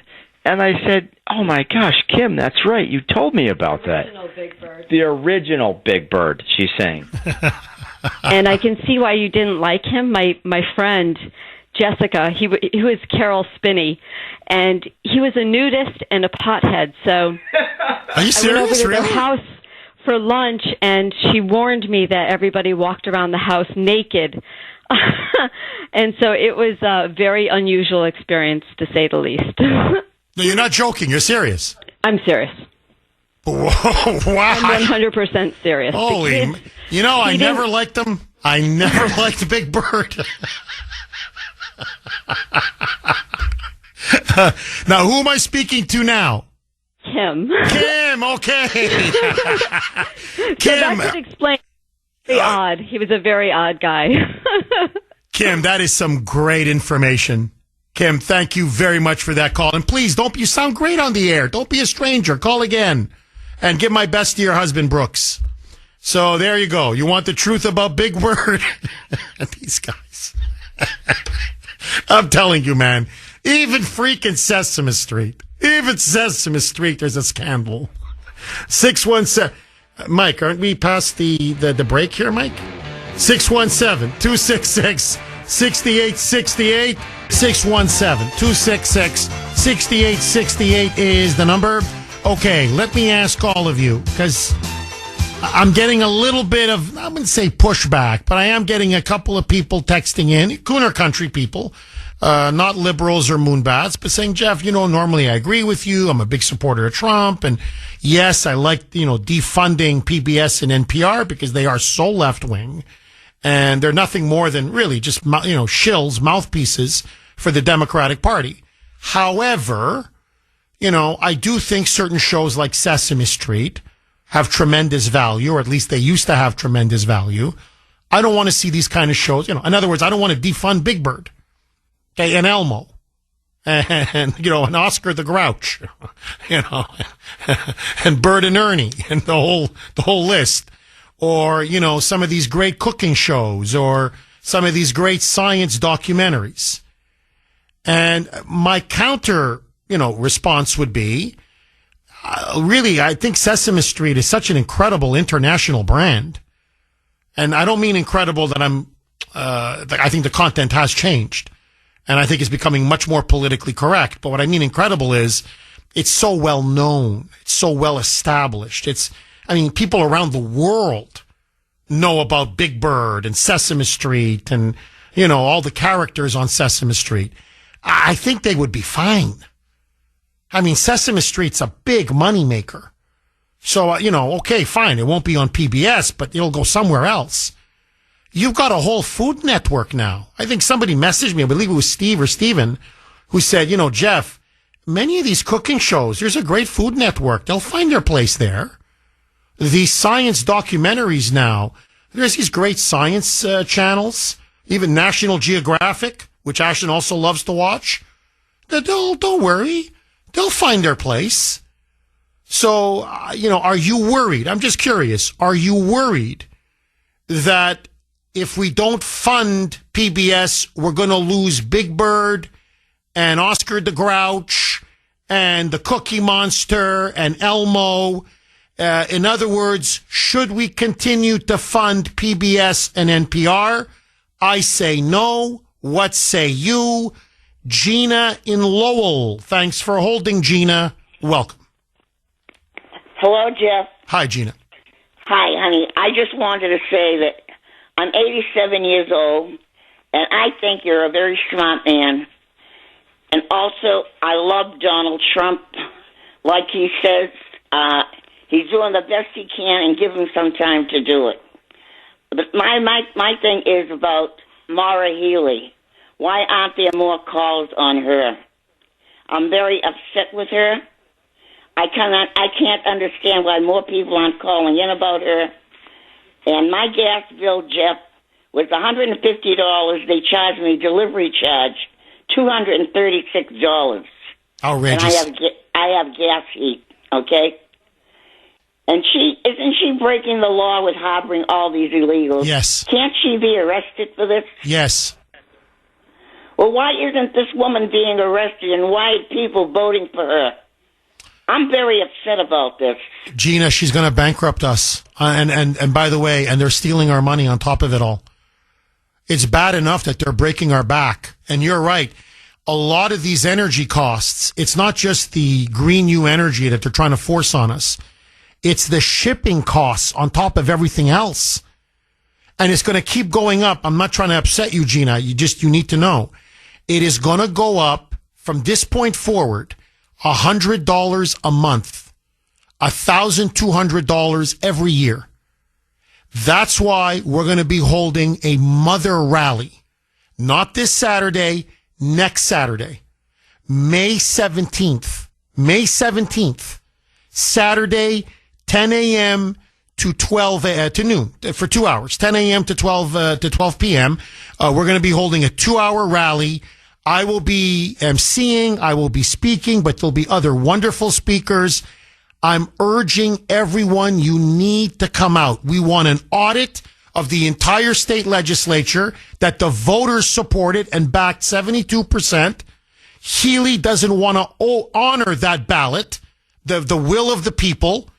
So, by the way, the House Speaker doesn't want to do it. Karen Spilka doesn't want to do it. The Senate President. They're petrified of what we're going to find out. And part of that, Gina, is we're going to find out that they have been using this kind of money, Mass Save in particular, driving up our monthly utility energy bills to the tune of thousands and thousands and thousands of dollars because they've been using it as a slush fund to pay off their friends, their cronies, the illegals, their political allies. That's why they don't want to open up the books, Gina. So if we can force an audit and force them to open up the books, Maura Healey is going down. So, Gina, I'm doing the best I can, and I hear you. You're paying way too much in energy. So am I. So is everybody. And if we could tie this around Maura Healey, she's going to lose. She's going to lose. The only way she continues to stay ahead of this is because the corrupt media in this state will not expose her. Well, on Saturday, May 17th, God willing, she's going to hear from us. Gina, thank you for your kind words and thank you for your call. Just very quickly, quick correction. When I spoke earlier about the United States having spent all of that money to create underground cities and underground bases for the rich and powerful elite, in case, I guess, a nuclear war or whatever, some near extinction event, I said 21 million. I misspoke. It's 21 trillion with a T. So, and that's been going on for decades. Money that they've taken off the books. $21 trillion. And I want to thank Larry. He caught that mistake and he messaged me, and I appreciate the audience always having my back. If I make an editorial mistake, please let me know. I will correct it ASAP. Gina, thank you very much for that call. Rob in the great state of Arizona. Rob, thanks for holding and welcome. Hey, Jeff, and thank you for keep waking me up at 3 a.m. out here. My pleasure. I don't know how you do it, but my pleasure, Rob. Your sister isn't the only one getting up at 3. I am too. But listen, I just want to point something out to public broadcasting and to everybody flipping out. You know, they did this to themselves.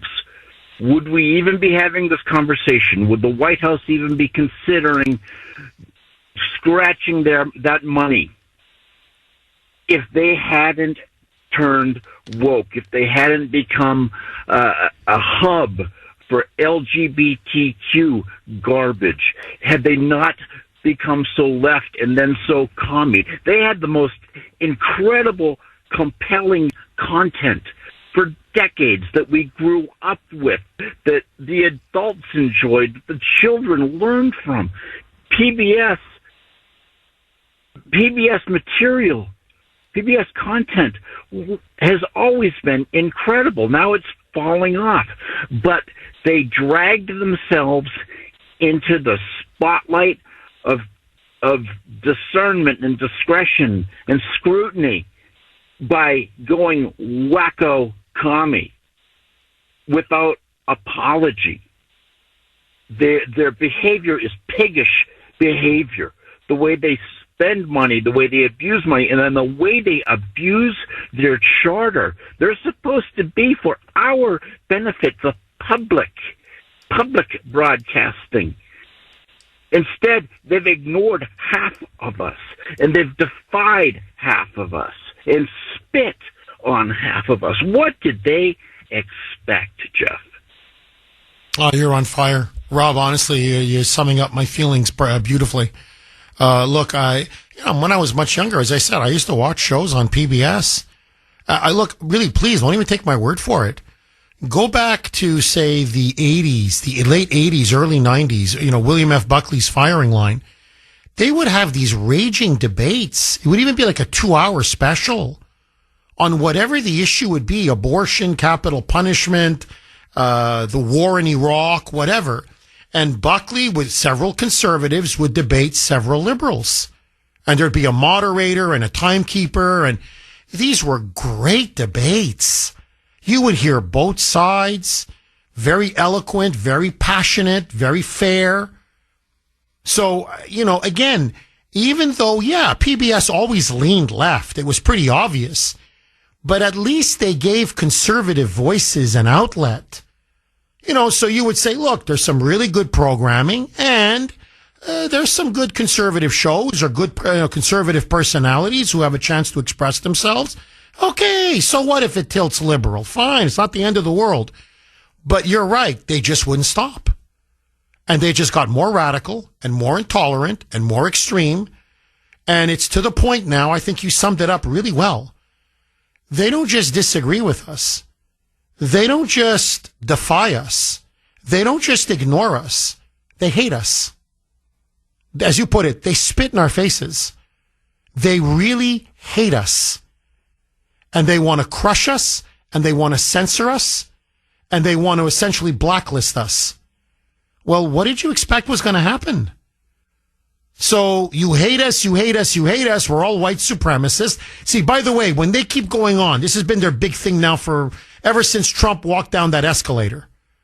White supremacy. Like, this is the greatest threat the country faces. White supremacy, white supremacy. It doesn't stop. NPR, PBS, it's nonstop.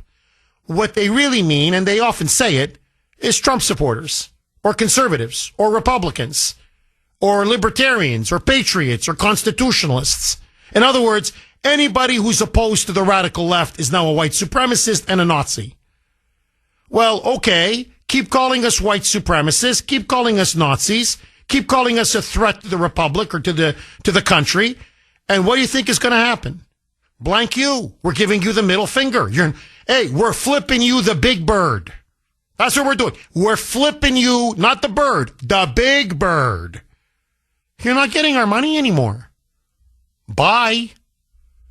So, Rob, I think this was long overdue. Decades overdue. But as they say, better late than never, my friend. Rob, thank you very much for that call. So, no, let them now sink or swim on their own.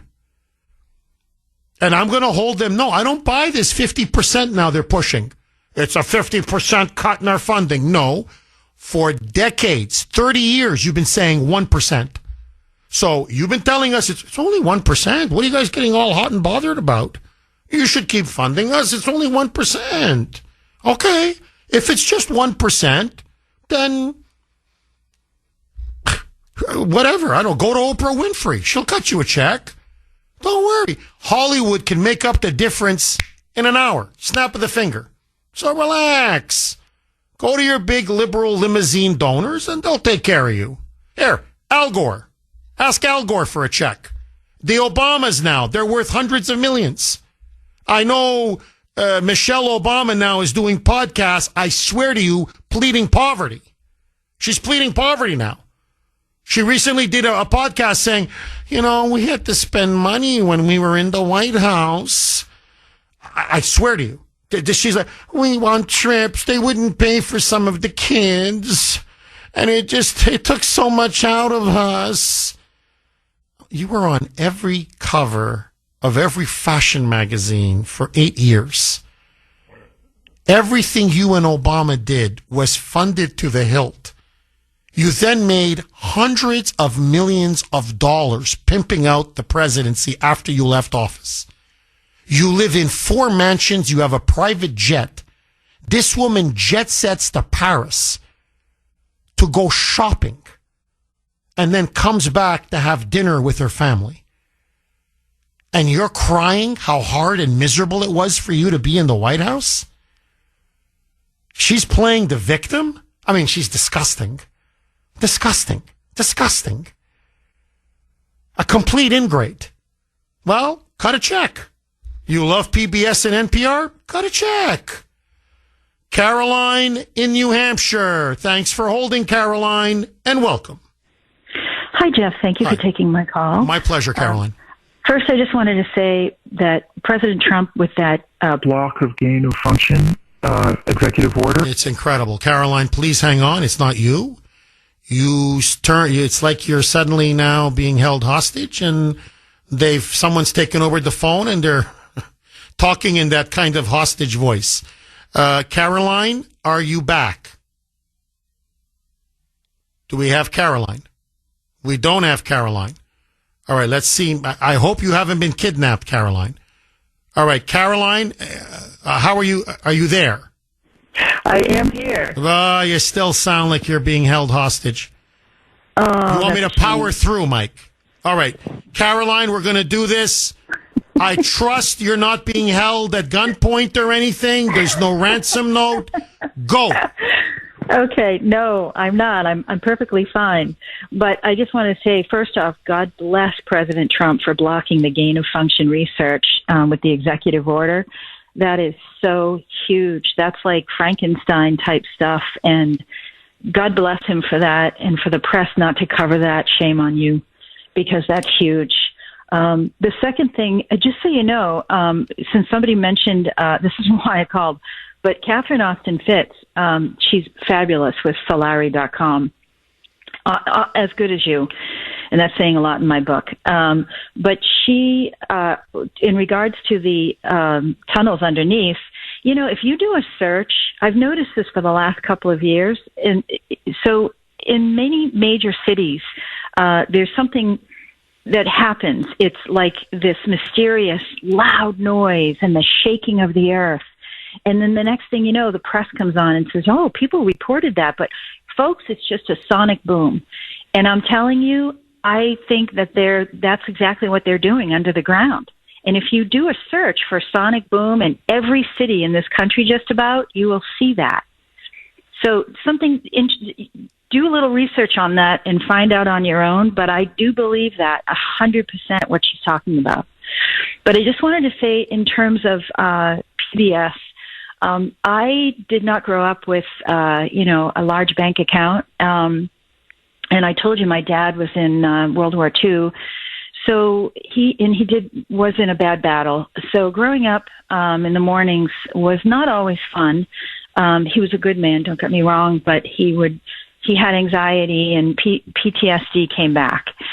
So a lot of people weren't in the house, but I was just a little girl, and I did learn how to read and write and everything from Sesame Street. I wasn't a big Bird fan either, but I liked, the Count and some of the things, and Electric Company and Mr. Rogers and all that.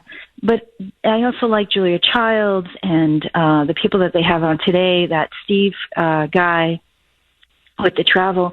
I think they're wonderful. But President Trump was going to fire the board of directors. I can't even find a lot of the information for NPR on board of directors. I want to know who they were. I think that if we give up this funding, I actually think that's kind of dangerous, because then, the wolves take over, so to speak, and where will this go? But if they have some sort of control, we can pull this back and bring it to what it once was, which is just a preschool education or wonderful shows about cooking, not about politics, not about social culture, just the basics of learning, because a lot of children can't afford, homeschooling I will tell you that the minute that I went into school, it was a different story, and my grades went down, and it was a whole different thing. And I'm glad that he's redoing the education system, which was started by the Rockefellers anyways. Mr. Rockefeller, when he started, he said, I don't want intellects, I want workers. So you can tell you where the dumbing down of America came from. But I do think that if we have that funding, it's a power. And he was going to fire, as far as I understand, the board of directors, but now they're suing the White House. So I think this is where he says, okay, let's just defund the whole thing. But if we can grab control of this and have fair reporting on NPR, and if they can follow the code of ethics at spj.com or .org, I think that we can bring it back to something that's actually, we can turn it into something good and useful rather than turn our back on it, because I do like it. I think it's great. Well, Caroline, listening to you, I have to say, brings back a lot of nostalgia for me as well, because, I'm talking now 1974, 1975, 1976. So I was like 5, 6, 7 years old. I was born in 1969. My mother was an immigrant. Her English at the time was okay, but it wasn't very good. She spoke with a thick accent. Her accent got less thick, and her English got much better as the years went on. But I remember those early years, and she always would speak to me in Croatian. My father spoke perfect English, always spoke to me in English. But my mother spoke to me in Croatian. And I always felt when I was in kindergarten, first, second grade, I did feel at a disadvantage. I'm being honest with you. I felt, I knew Croatian, which I guess was a plus, but I felt that other kids were linguistically ahead of me. Now, the reason why I'm mentioning this is I remember Sesame Street, and I remember watching Sesame Street. And you mentioned Mr. Rogers and all these other shows, and they did help me. They helped me with my spelling. They helped me with numbers. They helped me with enunciating words. It was a great help to me. And I've always had, all kidding aside, deep affection for Sesame Street and some of the shows on PBS. My sister, the same. 617-266-6868 is the number. Okay, just super quick, because I want to go right back to the phone lines. A couple lines are open if you do want to jump on. 617-266-6868 is the number. So there was talk about a sonic boom. And, that you hear these sonic booms and the media comes out and says, don't worry about it. And I know the previous caller, but others are saying, Jeff, I think that's, they're building these underground bases, these underground tunnels, these underground cities, $21 trillion worth so far and counting, according now to a whistleblower. And by the way, how has this story not gotten bigger attention? But let that go. Anyway, so Catherine Austin Fitz, former Assistant Secretary of Housing and Urban Development, member of Congress, has blown the whistle, saying it's there, it's obvious, it's been going on for years and years and years.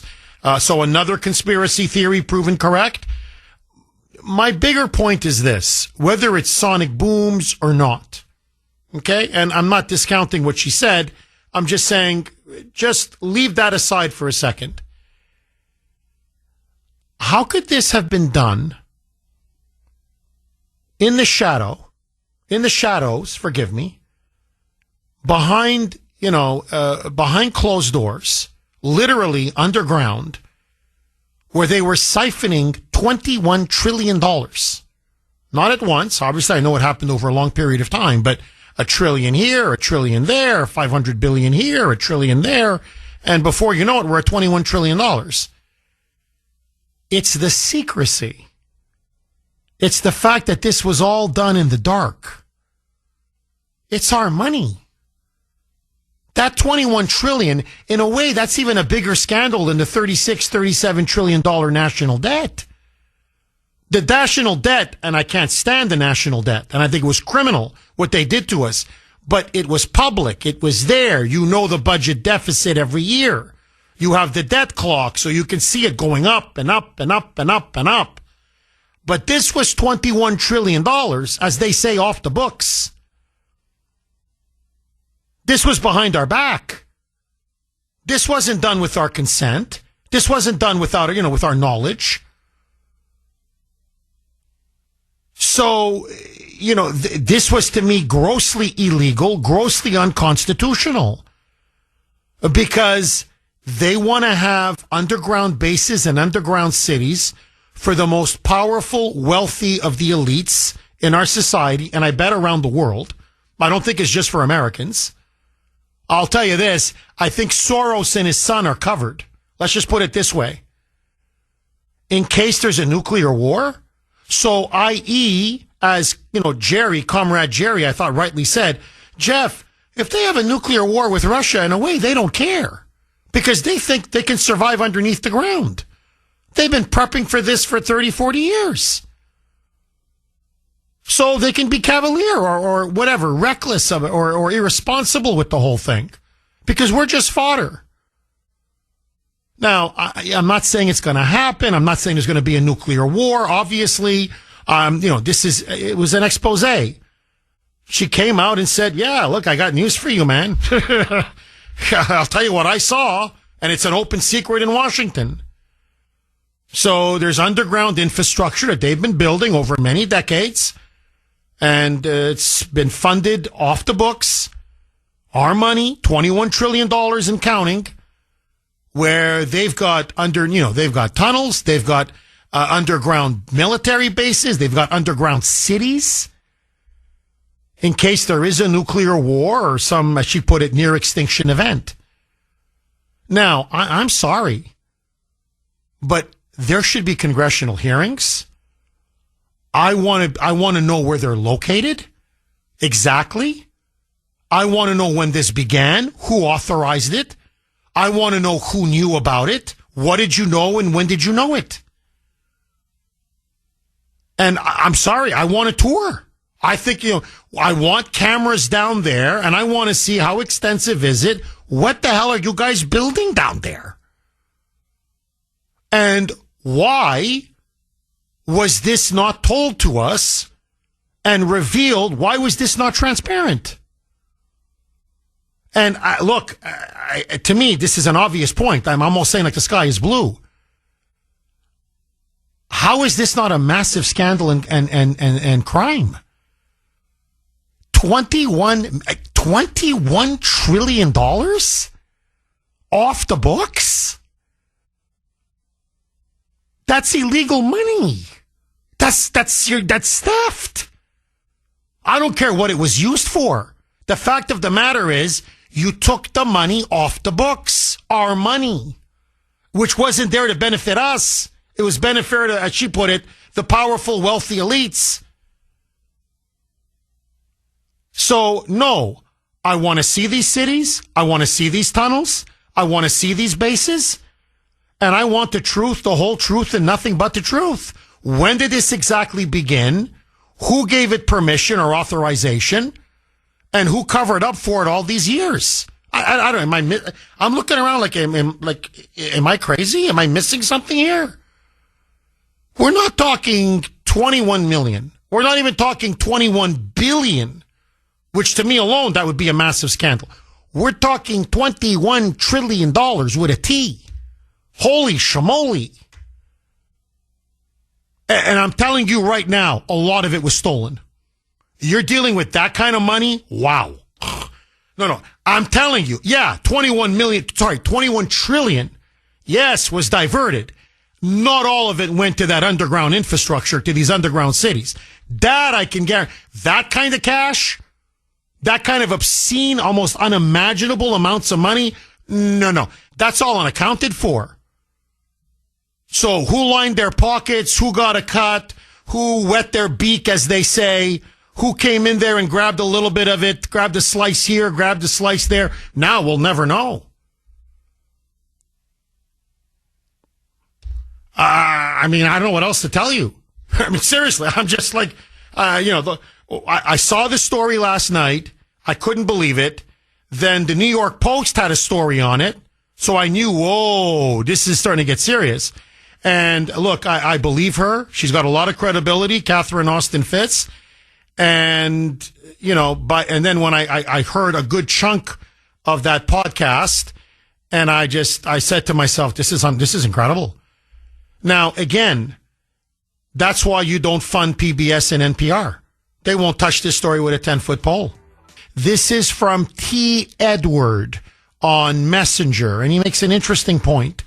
Jeff, truckers have been posting these underground tunnels and food deliveries for years now. There is supposedly an underground highway system that goes across the entire country. Is it a conspiracy or is it real? The minions will never know. So I wasn't aware of that. To be honest, I did not know about truckers posting these kinds of pictures and Again, this needs to be investigated. I think there's no question. So let me just quickly, because many are saying, Jeff, can you play the cut one more time? So again, this is not some bomb thrower. It's a very highly respected person, very intelligent, former Assistant Secretary of Housing and Urban Development, member of Congress, really a very smart woman. There's nobody disagrees with that. Smart, intelligent, has been right very often. Catherine Austin Fitz. She was on Tucker Carlson's podcast and dropped this bombshell that for over the last couple decades, the United States has spent off the books $21 trillion to create underground tunnels, underground military bases, underground cities in case there is a near extinction event. Roll cut 21, a mic. There is a history of near extinction events. And one of the things that I've looked at, because I'm trying to figure out, between fiscal 1998 and fiscal 2015, there were 21 trillion of undocumentable adjustments in the U.S. government. If you go to our website, missingmoney.solera.com, we have years and years of documentation, including the government financials that show this. So the question is, where's all this money going? And one of the things I've looked at in the process of looking at where all this money is going is the underground base and city infrastructure and transportation system that's been built. And I'm sorry? Yes. So we have built an extraordinary number of underground bases and supposedly transportation systems. Some of these are some of these are documented as part of the national security infrastructure. I think there are many more. So, in the United States? In the United States, all over the world. Wow. That was, full credit. That was on Tucker Carlson's podcast. And this is one of many reasons why Fox got rid of him. Because you don't see this kind of stuff on Fox. You don't see it anywhere in the corporate media. Because the corporate media is not about news. It's about money. 617-266-6868. Ken in New Hampshire. Thanks for holding, Ken, and welcome. Good morning, Jeff. Hi, Ken. Yes, on your latest topic, all I can do is sort of put a pin in it because we need to know a lot more. Very least, it sounds like congressional hearings are needed. But on the primary topic of the day, we watch what's going on in politics, and I haven't seen anybody on the Democratic side that has any promise of the future, except this NPR CEO, Catherine Marr, did some research on her. She was connected to Signal, which was a controversy a couple months ago. And the way she presents herself and her background, folks, you got to put her name down as someone to watch, because the left, she checks off all of the boxes, and she could be about to become a martyr and even elevate her profile. At the very least, within 4 to 8 years, if there's a Democratic administration, she's going to either be a cabinet member, president, or vice president. Oh, Ken, that's interesting. I didn't even see that angle at all. I don't know, maybe because I thought her I've seen her in the past. I thought her congressional testimony was horrible. Honestly, I don't think she's that smart. I think she's a liar. I think she's been exposed as a liar. So you may be right. I'm not saying you're wrong. I never thought of it that way. You're right. They're going to make her now into a martyr. The media is already doing it. The left's already trying to do it. I don't know if it's going to work or not. And I think overall, the Democrats have a crisis. There's no heir apparent. The Obamas are not going to ride to their rescue. The Clintons aren't coming. No one is coming. And when they are floating ideas like running Kamala Harris again, this is what they've been reduced to. Go ahead. She's going to lose even worse the second time. If Kamala Harris is your answer, or AOC, or Gavin Newsom, or Gretchen Whitmer, or Healy, or Michelle Wu, I could run down the whole list. If this is their bench, if these are their prospective presidential candidates, the Democrats are going to get destroyed. And I think ultimately, Ken, the problem, they keep thinking it's a personality issue, it's a communications issue, it's a PR issue, it's about finessing the messaging. No, it's a substance issue, it's a policy issue. You're talking now about a radical, Marxist, anti-American, communist party. That's the problem. That is so far to the left on so many issues that the American people can't stand them and have thoroughly rejected them. And I think that's their problem. Their problem is not, the right person, the right voice, the right tone, the right slogan. No. On transgenderism, they're insane. On Russia, they're insane. On China, they're insane. On the border, they're insane. On MS-13 and Nicaragua and deportations, they are insane. On taxes, they're insane. On spending, they're insane. On crime, they're insane. So I could run down issue after issue after issue after issue. So when you're that radical, that extreme, that out of touch, I don't care who you put up there. Really, it doesn't matter. You can put anybody up there. Here, you can put on these ideas, on this program, on that policy. You can run Franklin Delano Roosevelt. You can run John F. Kennedy. I don't care who you run. You're going to get wiped out. No matter how much lipstick you put on a pig, it's still a pig. And the Democratic Party is a pig.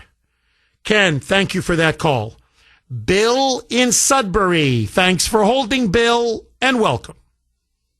Hello, good morning. Good morning, Jeff. Hi, Bill. How are you today? I'm good. How are you? When you were talking about these underground sites and you said who knew about them, it's pretty much everyone, Jeff. Absolutely everyone. I'm not sure what year they came down, but probably like the mid-'70s they took down the fallout shelter signs.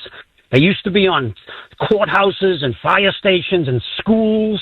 And I'm not shocked that there might be an underground apartment for the governor to jump into in the event of catastrophic nuclear war. I'm also not surprised that they might not want to talk about how that gets funded. I feel like everybody knows that. I'm surprised that you didn't. I'm surprised that you're surprised by this news. Bill, I got to tell you, you never fail to disappoint. Oh, really? I don't know if you can't. Yeah, that there's only the rich and the wealthy that are going into these underground cities and underground military bases, and that this was $21 trillion that they took off the books, and you're saying it's all okay? And first of all, I don't know how you knew about it because no one else knew about it. And we're not talking about some little nuclear underground shelter, or, everybody knows the president has an underground shelter at the White House in case there's a nuclear attack. We're not talking about that, Bill. We're talking about massive cities and tunnels, almost another civilization. I mean, that's a bit strong, but almost another world underneath. And that $21 trillion was used of our money, funneled off the books. You really are a communist. Like, I'm telling you to your face. I mean, that's theft. That's the theft of taxpayer money. These are high crimes and misdemeanors. Frankly, half of me still doesn't quite believe it because of the scale of the money and the scale of the secrecy involved. That's why you need, I think, clearly a massive congressional investigation into this. But no, we've been lied to, my friend. Now, as a totalitarian thug, you don't mind being lied to. Sandy and I were actually having a very interesting off-air conversation during the break. And I said to Sandy, is Bill really that stupid? I said, no, really, is he that dense? Like, is he that low IQ? And she said, look, I think you're doing him and your audience a disservice, is what she said to me, by referring to him as stupid. He just doesn't make certain basic connections. And it's almost, she says, it's almost like willful blindness on his part. So she says, as an example, he just can't deal with reality. So when Biden was mentally disintegrating, it's too scary for him and liberals like him to acknowledge the fact that there's a president who mentally, psychologically is falling apart and has dementia and just can't do the job. They can't deal with that. So they pretend, they play stupid. They just don't want to face reality. So, and then she says, well, about this particular topic, I mean, of course, everybody knows that governors have underground nuclear shelters, or the president has an underground nuclear shelter, or even in places like Nebraska, in Omaha, or whatever, around Omaha, you have these missile silos where they will build condominiums, $500,000, and it's basically underground in case, God forbid, there's a war or something. So in Bill's mind, this is what Sandy was telling me, in Bill's mind, it's like, well, how can you not know this? How can you? We've known this since the 1970s. But that's not what we're talking about. What we're talking about is entire cities underground, constructed by our government and our military to the tune of trillions and trillions and trillions of dollars, where they literally apparently have this underground massive subway system and a highway system and military bases and cities and tunnels. And it's like, that's too scary for him. He can't grasp it. He can't deal with it. It threatens his whole worldview. And so I don't know if it's just a refusal to acknowledge or face reality, or if it really is seriously low IQ. I don't know what it is. But the most, I played the cut twice. And 99.9999% of the audience get it. He doesn't. So, I don't know what else to say. Dave in New Hampshire. Thanks for holding, Dave, and welcome. Hey, Jeff. Good morning. Hi. On PBS, a couple of things. A few callers back, she was talking about how she learned to read and write. And poor kids. First of all, you've got to be able to afford cable now. Secondly, they claim they don't need our taxpayer dollars. We've made the Sesame Street people millionaires, right? Those people that own that company are multimillionaires. And that bland woman you were talking about, isn't her salary $400,000 a year? Yes. Yeah. So if they don't need taxpayer dollars, fine. I could think of a lot of other places to spend it. Oh, Dave, I'm with you all the way. No, the only point I was just trying to make is, the woman was saying, one of the callers, and she's a very good caller, said, I remember what it did for me when I was younger, and I came from a more poor background. And I didn't come from a poor background, working class, but not poor. But no, I said, no, I can see. I thought Sesame Street was very good for me when I was young. It was very good for my sister. I think there were some excellent programs on PBS years and years ago. But Dave, we're talking now about a very different animal. This is not the PBS of, forget my youth, of, 20 years ago even. So I'm with you. Look, I think in principle, no network, no channel, no media outlet should be funded or paid by taxpayers, period. NPR, PBS should be able to survive on their own. And to your point, Dave, I wish it was millions. Sesame Street has made them hundreds of millions, if not billions of dollars. Sesame Street alone could fund PBS and NPR if they wanted to.